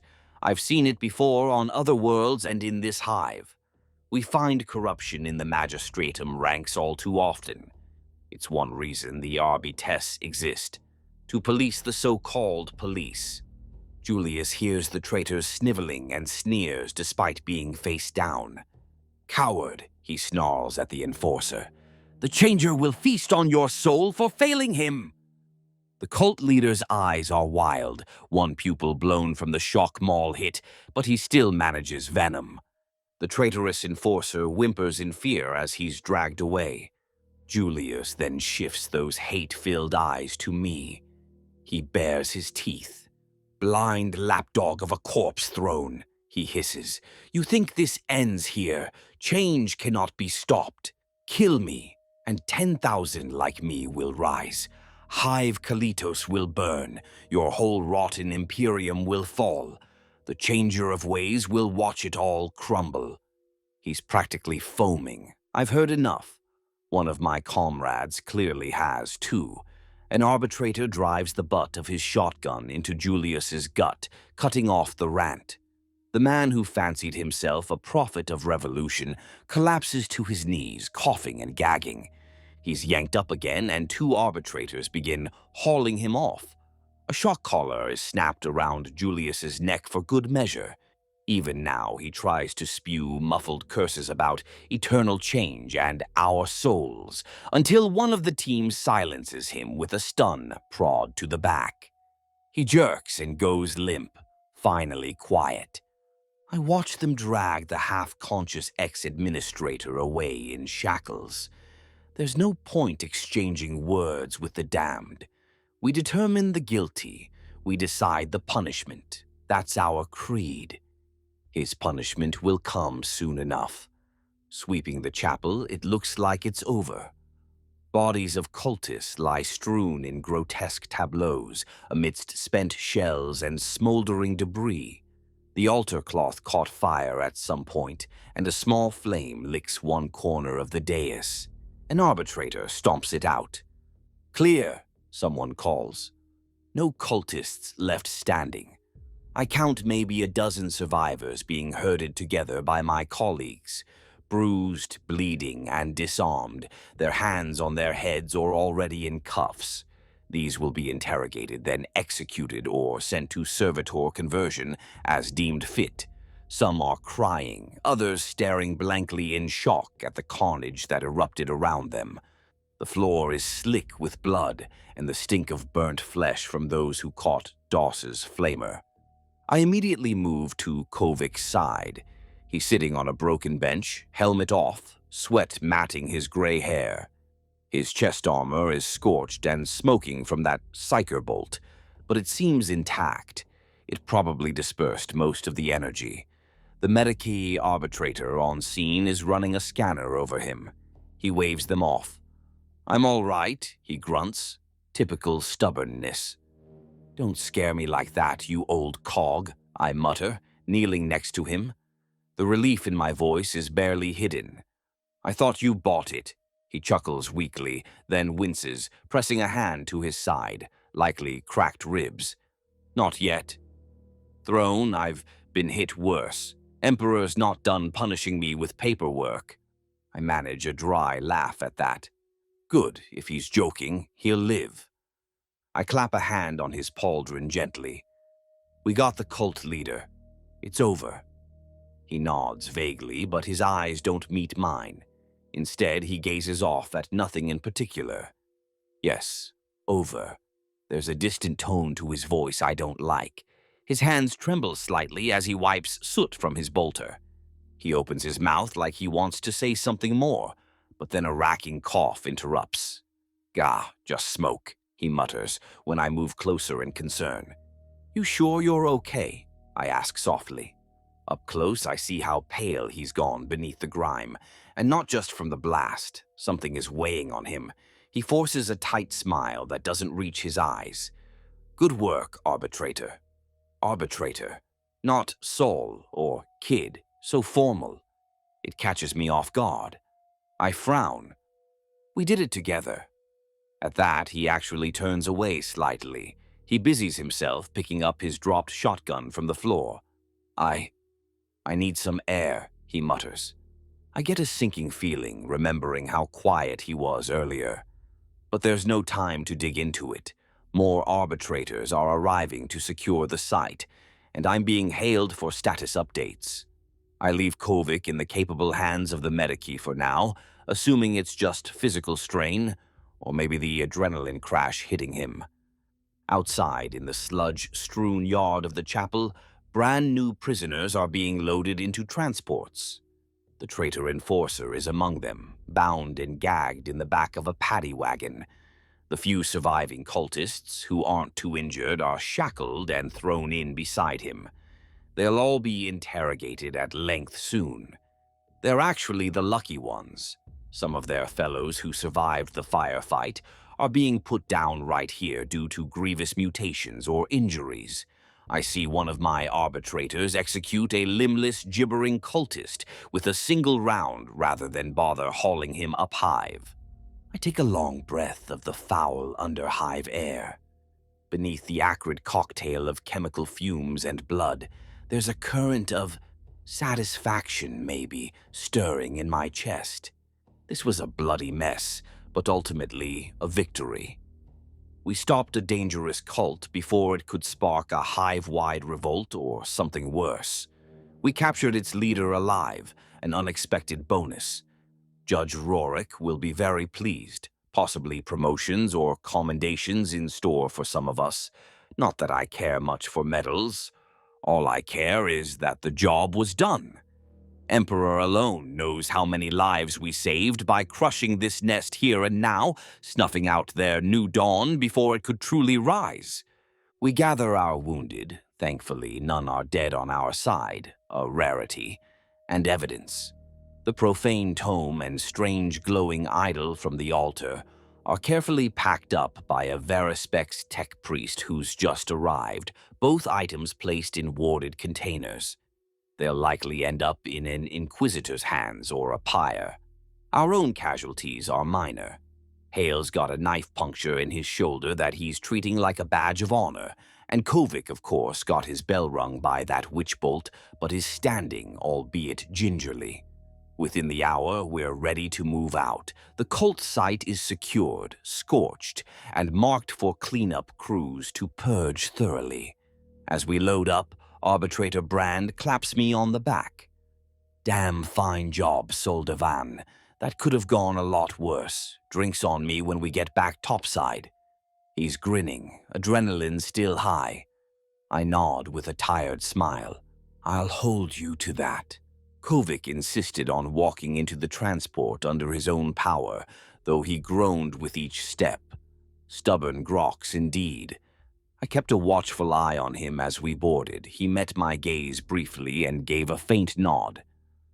I want to talk to him, to ask what's gnawing at him, but it'll have to wait till we're back. Maybe he'll open up over that promised drink. The ride back up is bumpy and mostly quiet. Some of the team chatter excitedly about the raid, but I'm not in a talking mood. I catch Kovic seated across from me, helmet off and eyes closed as if resting. He looks exhausted, beyond the physical hurts. I make a mental note. After we report in, I'll pull him aside. Back at Precinct Fortress 27, it's organized chaos. The prisoners are offloaded and whisked to holding cells or interrogation chambers.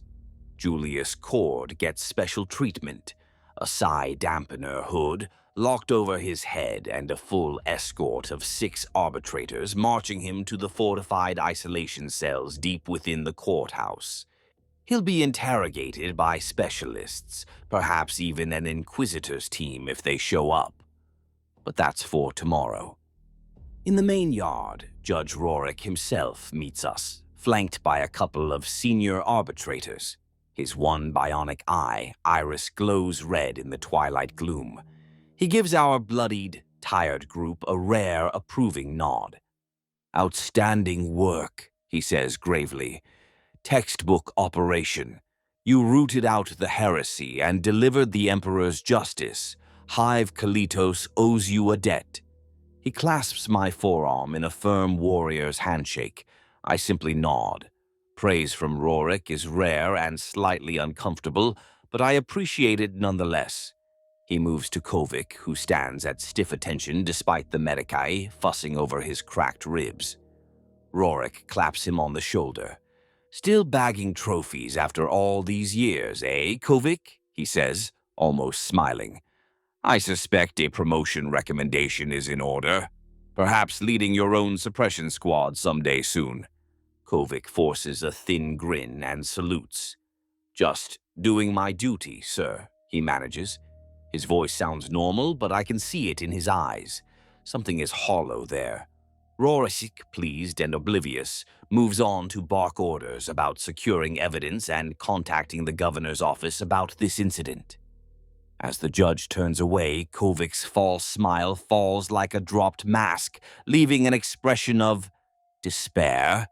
No, that can't be. I must be imagining it. The judge adds more quietly to us as he departs. We may have unraveled a far-reaching heresy today. Well done. Then he and his retinue sweep off to handle the higher-level fallout.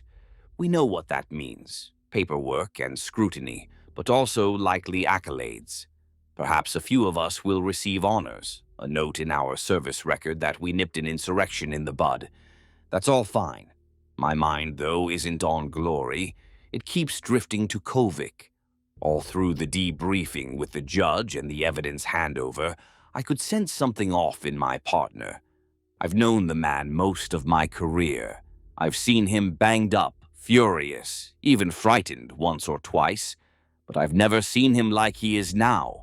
Silent, head slightly bowed, as if somewhere far away inside himself.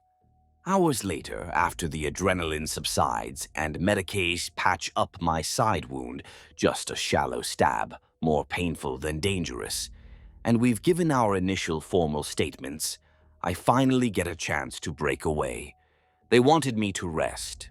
Apparently, I look like hell, but I have one more thing to do first. I make my way down to the medici ward. It's quiet now, the excitement dying down. A few groans from sedated prisoners echo through the halls. I find Kovic's recovery room. The door is slightly ajar, low lumens casting a pale glow inside. I knock lightly and step in. Kovic is sitting on the edge of his cot, fully dressed down to his under-armor body glove, like he's ready to leave. His gear is piled neatly on a chair. He looks up, startled for half a second, then relaxes when he sees it's me. "Going somewhere?" I ask gently, trying a smile. "Can't keep a caged grox down, eh?" He attempts a chuckle. "They cleared me, I'm fine," he lies. He avoids my eyes, instead busying himself fastening his boots. I notice a full syringe of painkiller on the bedside tray that he clearly refused to use. "With cracked ribs and a mild concussion?" I say skeptically, folding my arms. "Right." He doesn't answer that. He just shrugs. "They need the beds for worse cases." I step closer, leaning against the wall. The tension in the air is thick. "Kovic, what's eating you? We won. We stopped a damned cult from blowing up half the hive. Why do you look like we lost?" He stays silent, jaw working, as if struggling to articulate something. Finally, in a low voice, not much above a whisper, he asks, "Did we win?" I blink, momentarily at a loss. "Of course we did. We stopped a cult uprising, caught the ringleader." He cuts me off, bitterness edging his tone. "There's always another cult, Sol, another gang, another heresy, another rebellion. We cut off one head, 10 more sprout in its place. Nothing really changes." I stare at him. This is uncharacteristic. Coming from anyone else, I'd be slapping on cuffs or calling for a psyche eval for defeatism. From him, it's deeply worrying. "That's what we do, Kov. We cut the heads as they come. Hold the line. If we falter, the whole hive—" "Hold the line," he echoes, shaking his head. "How long have we been holding it? How many decades? How many centuries? And things keep getting worse." I take a step forward, reaching out. "We do what we must. It's not our place to—" He snaps, looking up at me with a sudden flash of anger in his weary eyes.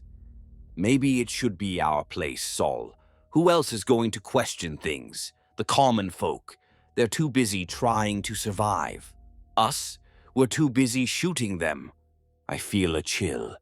I glance to the door, making sure it's fully closed.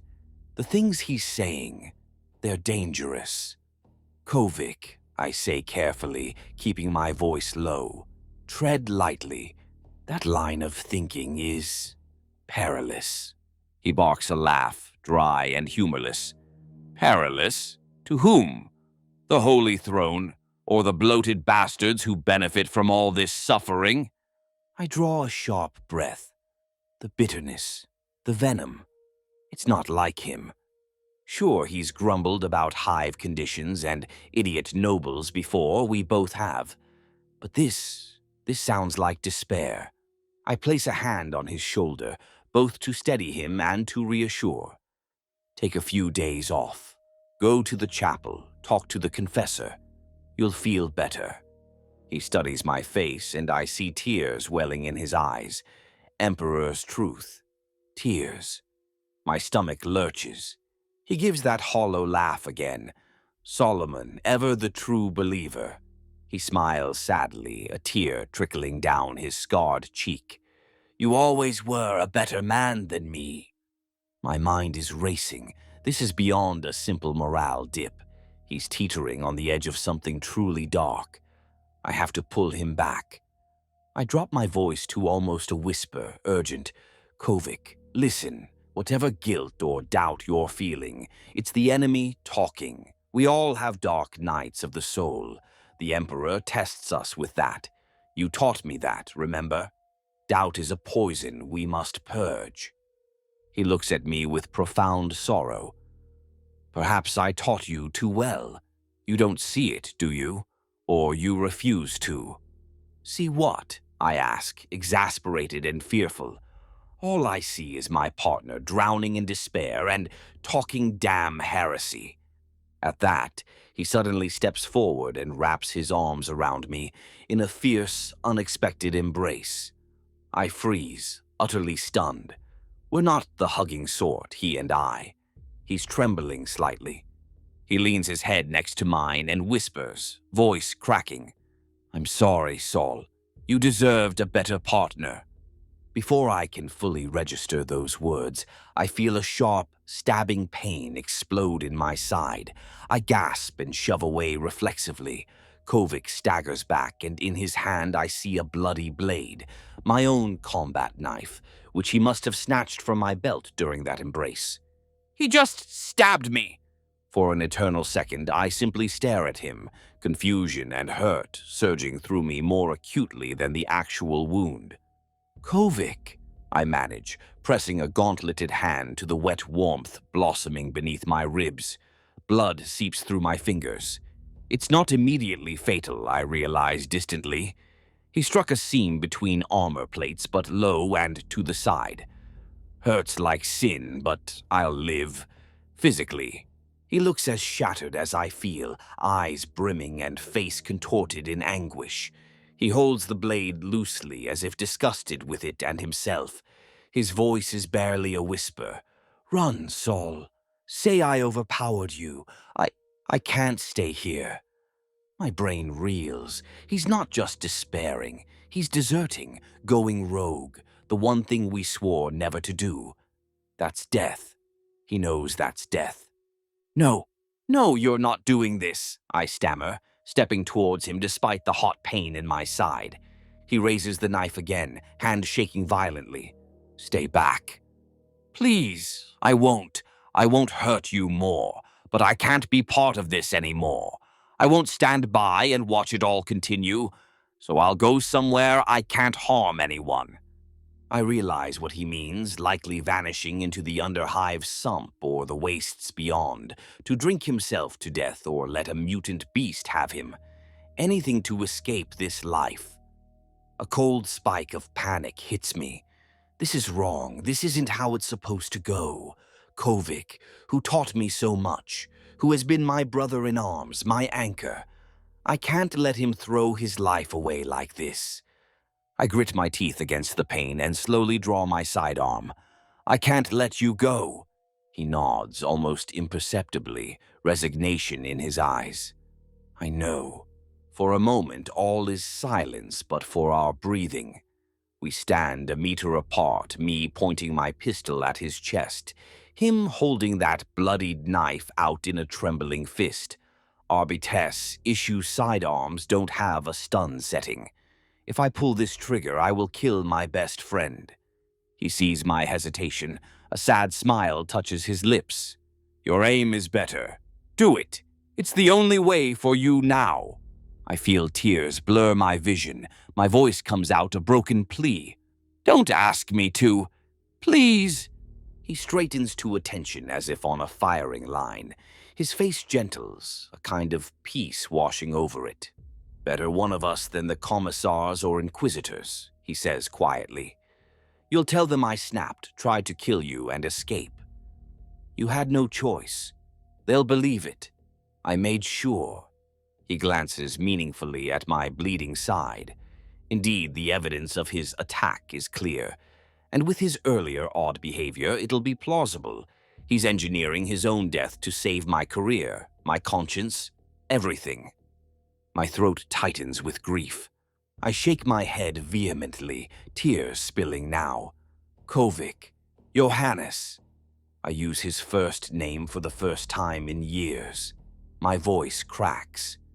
You saved my life more times than I can count. Let me save yours now. We can fight this. We'll find hope again, or purpose, or something, together. He just closes his eyes for a second, a tear escaping down his cheek. When he opens them, they are filled with sorrow and something like love. You always had enough hope for both of us, Sol, but I've lost mine. I'm empty. He lowers the knife slowly, letting it drop with a clang. He spreads his arms slightly, presenting his chest to me, the way a condemned man faces a firing squad. His voice is almost a plea.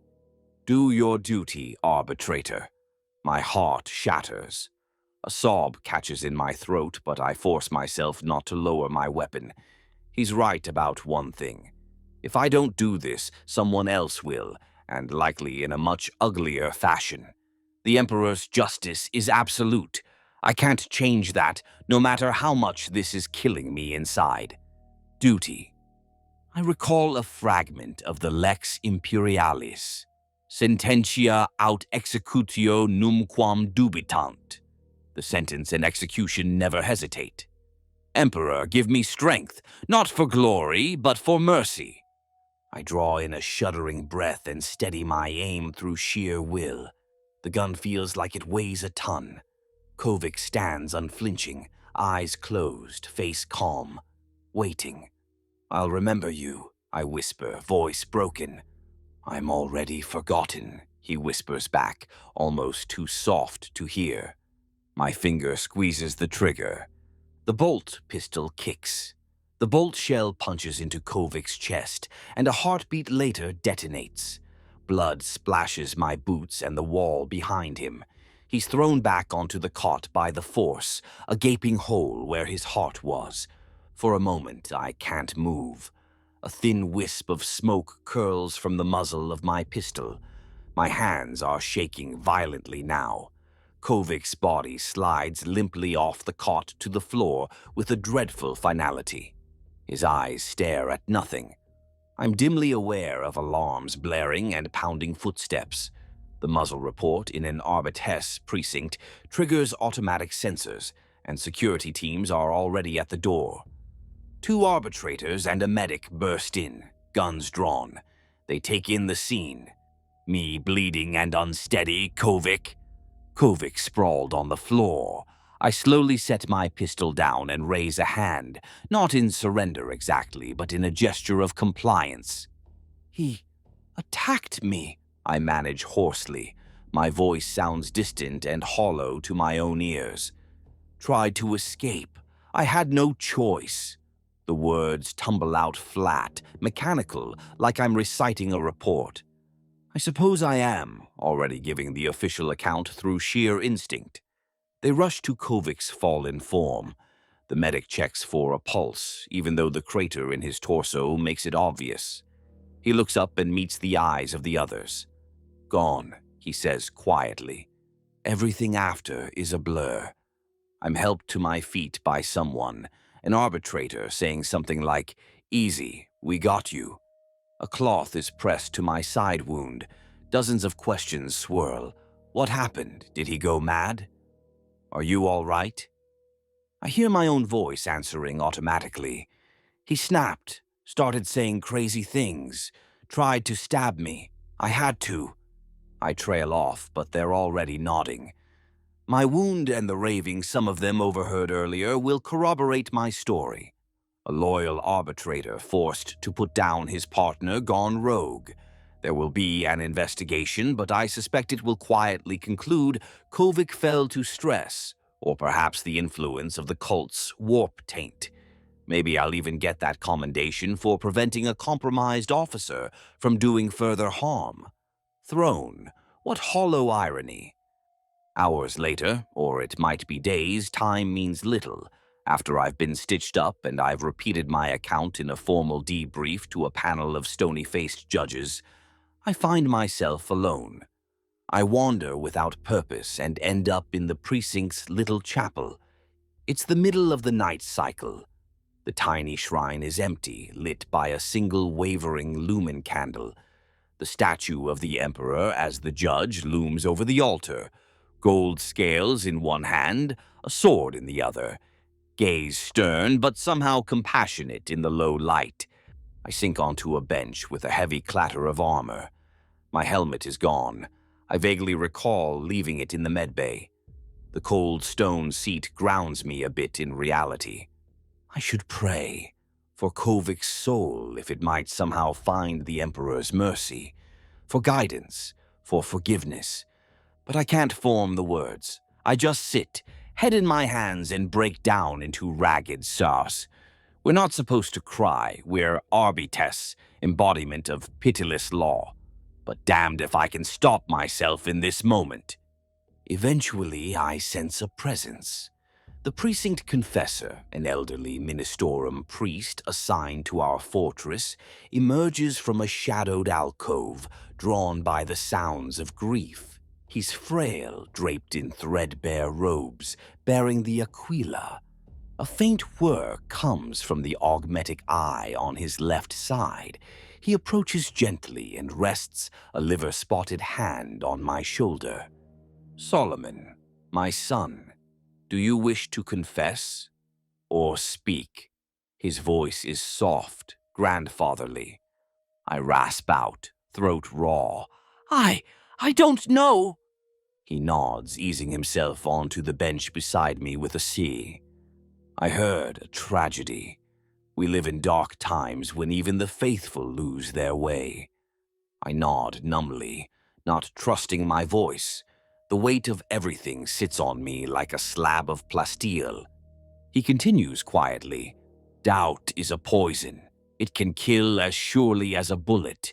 Your partner's mind was troubled, assailed by that poison." If I had seen it earlier, done something, I whisper, voice cracking with guilt. The confessor gently shakes his head. "Do not blame yourself, son. Each soul stands before the throne alone in the end. He made his choices. You did your duty." He fixes me with his organic eye, firm yet kind.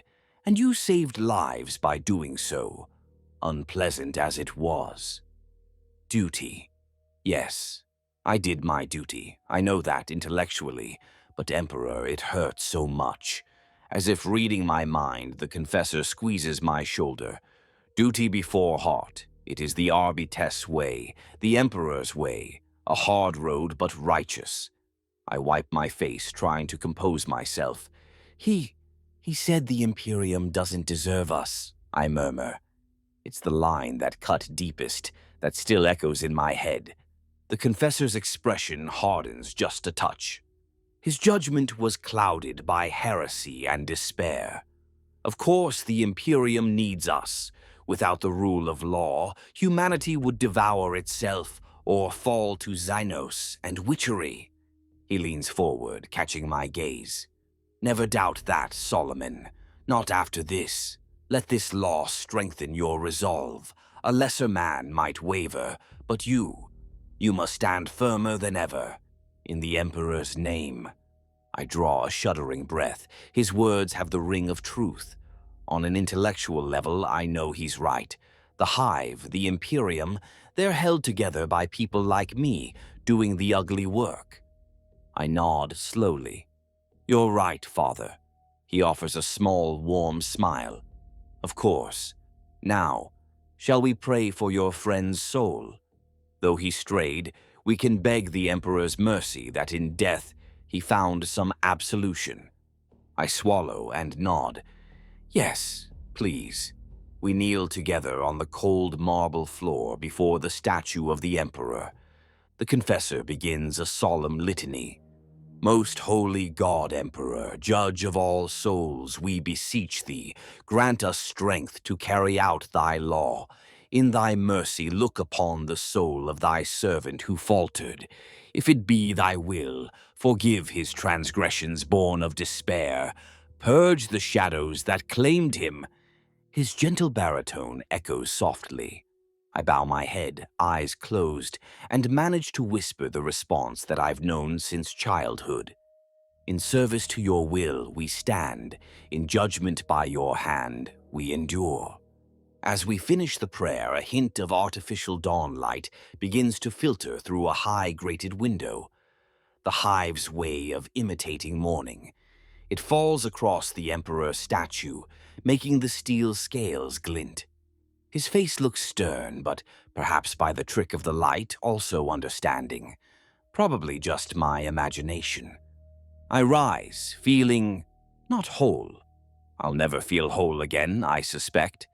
But I feel tempered, like a blade quenched after being through the fire, still bearing the scars of the forge, but solid and unbroken. The confessor gives me a final fatherly pat. Go with the Emperor's blessing, my son. He totters off to attend his morning devotions, leaving me alone with the looming statue. I look up at the Emperor's carved visage, the ideal arbitrator, the perfect judge. We determine the guilty. We decide the punishment. Those words from the Book of Judgment echo in my mind. No matter the cost, I whisper, finishing the unspoken creed through clenched teeth. My voice sounds firm, almost a growl. The microbead in my ear chirps suddenly, startling me. A junior arbitrator's voice. Sir, Judge Rorik requests your presence. New orders. There's unrest in the mid-hive manufactorum block. Possible riot. Patrols gearing up now, sir. Always another crisis. It truly never ends. I click the Vox twice to acknowledge and take a deep, centering breath. Time to put the helmet back on. Metaphorically, I'll grab a replacement on the way. Time to bury Solomon the Man and let Arbitrator Soldevan carry on. Emperor, give me strength, I murmur, a final private plea as I turn from the shrine. And rest for a weary soul. No divine voice answers. I didn't expect one. The Emperor's answers come in the form of duty, of resolve. We enforce the law, and that is answer enough. Minutes later, I'm in the armory again, strapping on a fresh carapace chestplate to replace my damaged one. My new patrol partner stands nearby, a fresh-faced arbitrator named Lyra, only recently transferred in to fill our losses. She's practically vibrating with nervous energy as we prepare to roll out. I see a bit of my younger self in her eager, bright eyes. Emperor, I hope she keeps that fire, tempered with time rather than snuffed out. We mount up in a repressor, sirens wailing this time as the situation is urgent. As the vehicle lurches forward out of the precinct bay, I gaze through the view slit at the hive beyond. The city greets us with another day of misery and defiance, and we will answer with discipline and retribution. This is the way of things. My side wound throbs beneath the bandages, a phantom reminder of the price of doubt and betrayal. Patched up, it will heal physically. The emotional wound, maybe not fully. But I will harness that pain, turn it into righteous fury at the next lawbreaker I face. I owe that much to Kovic's memory, and to myself. My hands steady on the wheel. Lyra sits in the passenger seat beside me, checking her shotgun nervously. She glances over, perhaps sensing the somber cloud around me. I force a faint, reassuring smirk, hiding the turmoil beneath as I've learned to do. Ready for a fun morning, rookie? She musters a small smile. Always, sir. There's fear in her eyes, but also determination. I nod, facing forward as we roar down a steel causeway toward the hive's troubled heart. Engines snarling, lights blazing, we plunge into the depths once more. A short time later, we arrive at the manufactorum block to find a full-blown riot in progress. A crowd of a few hundred angry workers has massed at the gates of Munitions Plant 17, shouting, throwing debris, some brandishing makeshift weapons. They're chanting incoherently. I catch fragments. No more quota cuts. Feed our children. And even down with the governor. Dangerous, seditious words fueled by desperation. The local magistratum enforcers have formed a thin line with plastic riot shields, but they're vastly outnumbered and look terrified. As our repressor screeches onto the scene and our siren whoops, their lieutenant actually sighs in relief and rushes toward us, waving frantically. I disembark, Lyra right behind me. The enforcer lieutenant is a sweating man with a bruise forming on his cheek. "Thank the throne you're here, arbitrator," he babbles over the din. "It started as a wage protest at shift change. Then someone threw a firebomb. They've got 2 overseers hostage inside. We've got wounded officers. We tried to hold, but—" I hold up a gauntlet, cutting him off. "We'll take it from here, Lieutenant." My voice is cold and clipped through my external vox. He nods gratefully and stumbles back to his men, ordering them to fall behind our armored bulk. The mob has noticed our arrival. Some fall back warily, but others shout curses and wave pipes or chains. They haven't dispersed, emboldened maybe by the belief that we won't dare slaughter them all. A mistaken belief. I flip a switch on my gorget, and my amplified voice booms across the plaza. "Citizens, disperse immediately and return to your habs. This gathering is an unlawful disturbance against the Emperor's peace. Disperse now, or lethal force will be used." My warning echoes. For a moment, a few in the mob shuffle backward, but then a particularly burly man with augmetic arms climbs atop a wrecked hab truck and bellows, "Don't run, they can't kill all of us. No justice, no work." He raises a stub revolver and fires it wildly into the air, rallying the mob with bravado. That tears it. They want a demonstration? I'll give them one.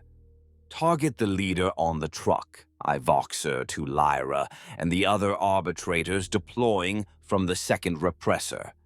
Shock and awe on my mark.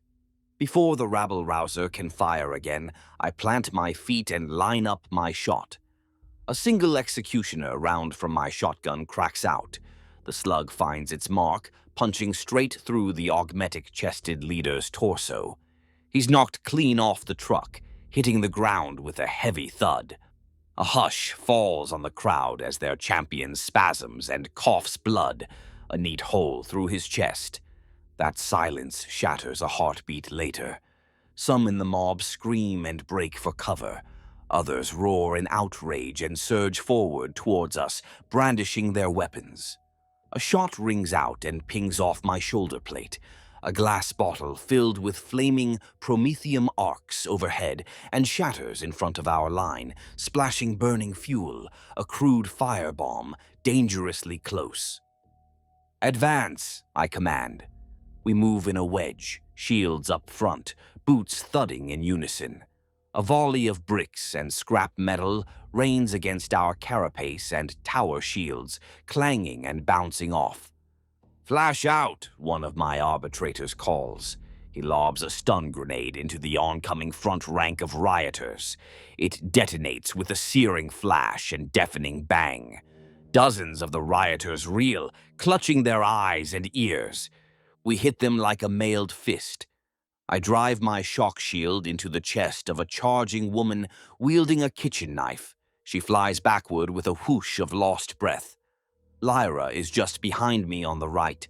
I hear her shout a litany as she fires a rubber slug round into a large miner's knee.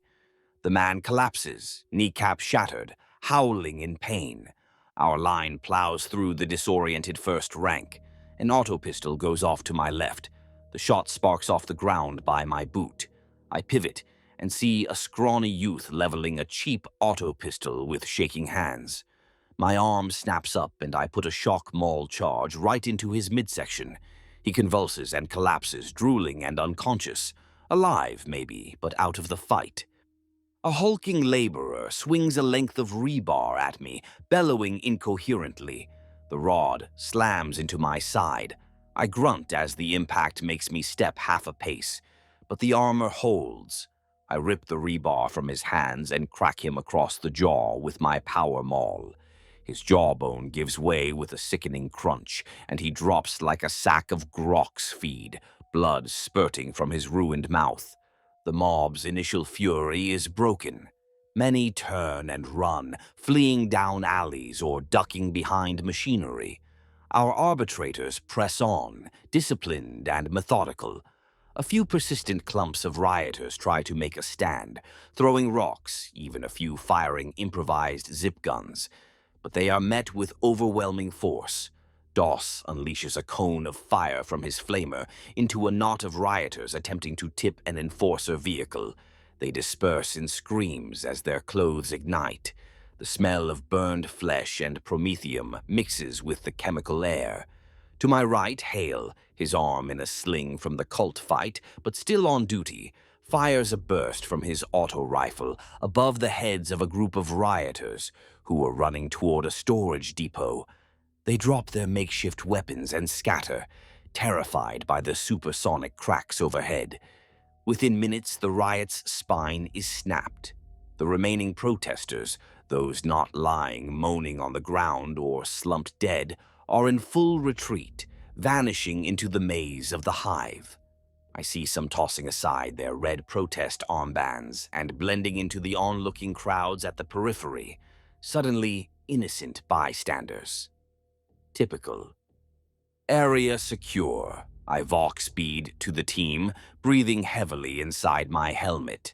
My calf stings where a thrown chunk of concrete hit a weak spot, but adrenaline keeps it at bay. I scan the aftermath. The plaza in front of the factorum gate is now littered with bodies, debris, and flickering fires. A broken "No Tithe, No Work" banner lies trampled in blood-muddled dust. The ground is strewn with dropped pipes, chains, and crude firearms. Here and there, an injured rioter groans or crawls. The enforcers move in now, emboldened by our success, to cuff the worst of the lot and begin bucket brigading water onto fires. Local Medicaid servitors will have to be dispatched for the wounded civilians. I focus on my own. None of our arbitrators have fallen. A few scrapes and bruises, nothing serious. Emperor be praised. I spot Lyra standing near a fallen rioter, her shotgun still trained on him. The young arbitrator's chest heaves with exertion. I approach and follow her gaze. A boy, Emperor, he's barely older than 16, lies at her feet in a pool of blood. Half his head is gone. It doesn't take a Medicaid to see he's dead. A cheap stub revolver rests loosely in his limp hand. Lyra's voice trembles as she notices me. "Sir, he fired at me." Her own face is splattered with a few drops of blood. I had to." She cuts off, swallowing hard, the reality sinking in that she took a life just now. She's staring at the body, probably the first she's personally made. Through her visor, I see her eyes, wide and glassy. If I don't nip this in the bud, she might end up like him. I step over the corpse and put a gauntlet on her shoulder. "Report, arbitrator." She snaps her eyes to me, reflexively straightening. "All clear, sir. No injuries." A pause, then softly. "He tried to shoot me. I returned fire." Her lower lip quivers the tiniest bit. I realize she can't be more than a few years older than that boy on the ground. I nod once, firmly. My voice comes out sterner than intended, but it must. He was an armed insurgent threatening an officer of the law. You did your duty. That is what matters. Her gaze drifts back to the corpse.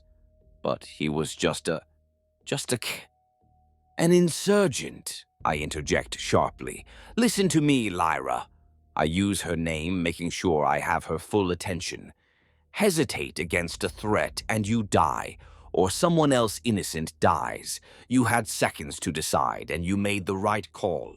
She closes her eyes a moment, then breathes, "Understood, sir."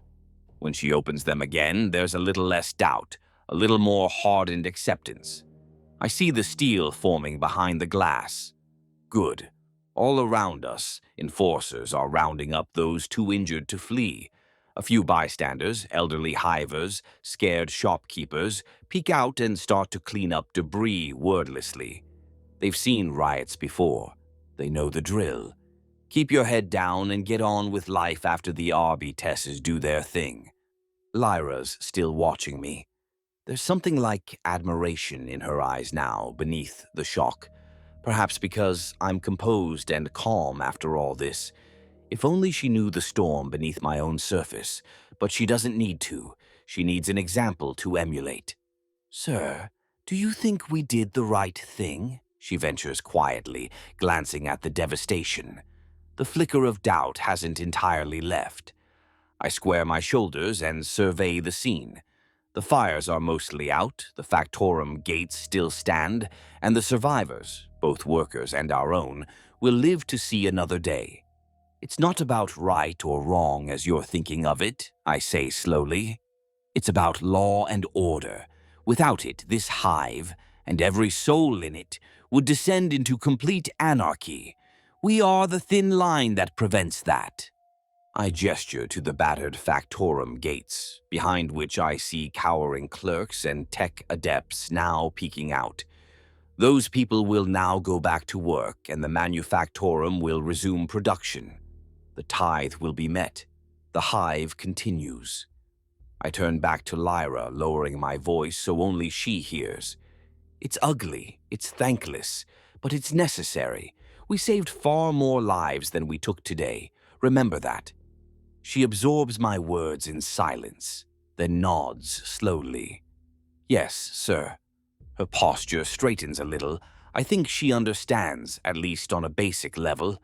The deeper grappling will come with time, as it does for all of us. I pray she's strong enough. The distant wail of an Arbites medical transport grows louder. Backup finally arriving now that the shooting has stopped. Cleanup crews and magistratum detectives will follow to process arrests and casualty reports. I roll my stiff shoulders. "Emperor, I'm tired. It's been one hell of a long couple of days with no sleep.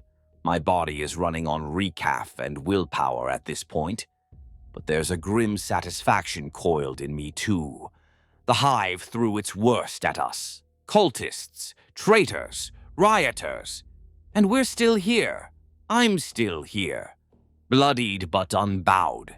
I gaze upward at the cyclopean hive spires disappearing into smog, and I imagine the haughty nobles up there sipping their amasec, utterly oblivious to the blood spilled to keep their world turning today.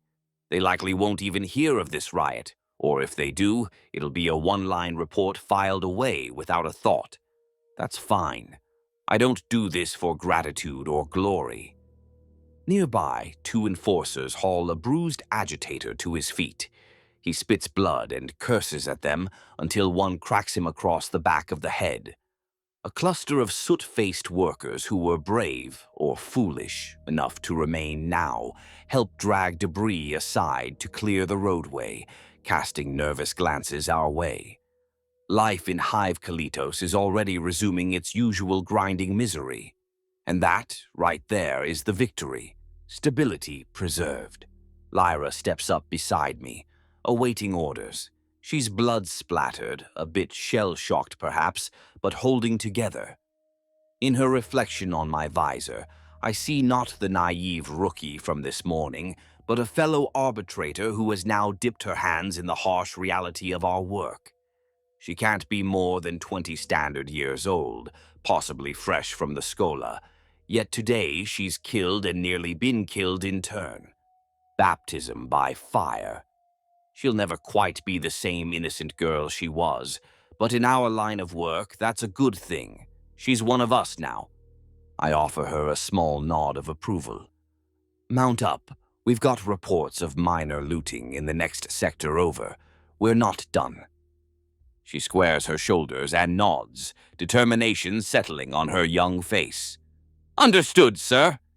As we walk back to our repressor, stepping over shattered plasteel and spent casings, I feel that ever-present weight settle in my chest again. The weight of the duty I carry. The weight of the law. It was heavy yesterday. It's heavier today. It will only grow heavier tomorrow. But I bear it still. Another day, another battle over. No thanks, no respite. But that's all right. I don't do this for gratitude or rest. It's not about thanks or peace. It's about justice. Brutal, unforgiving, and absolutely necessary.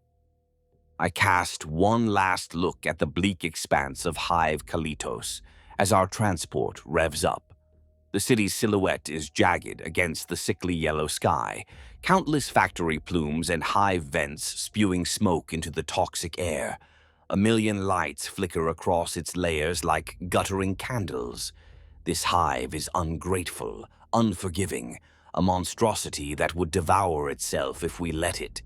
But it's my charge to keep that monstrosity in check, no matter how many days and nights of my life it takes. In the shadows of these spires, crime and heresy never sleep. And so long as I draw breath, neither will my vigilance. I climb into the repressor's driver's seat once more. Lyra closes the hatch behind us. I take a moment, eyes closed, to steady myself for what comes next. I am Arbitrator Solomon Soldevan of the Adeptus Arbites. I carry the weight of the Lex Imperialis on my shoulders. I carry the memory of those I've lost and those I've judged as both a burden and a shield. The Emperor's law is my blood, my purpose, my entire life. Engine roaring, lights flashing, we head out to answer the next call for order. This is my life on patrol.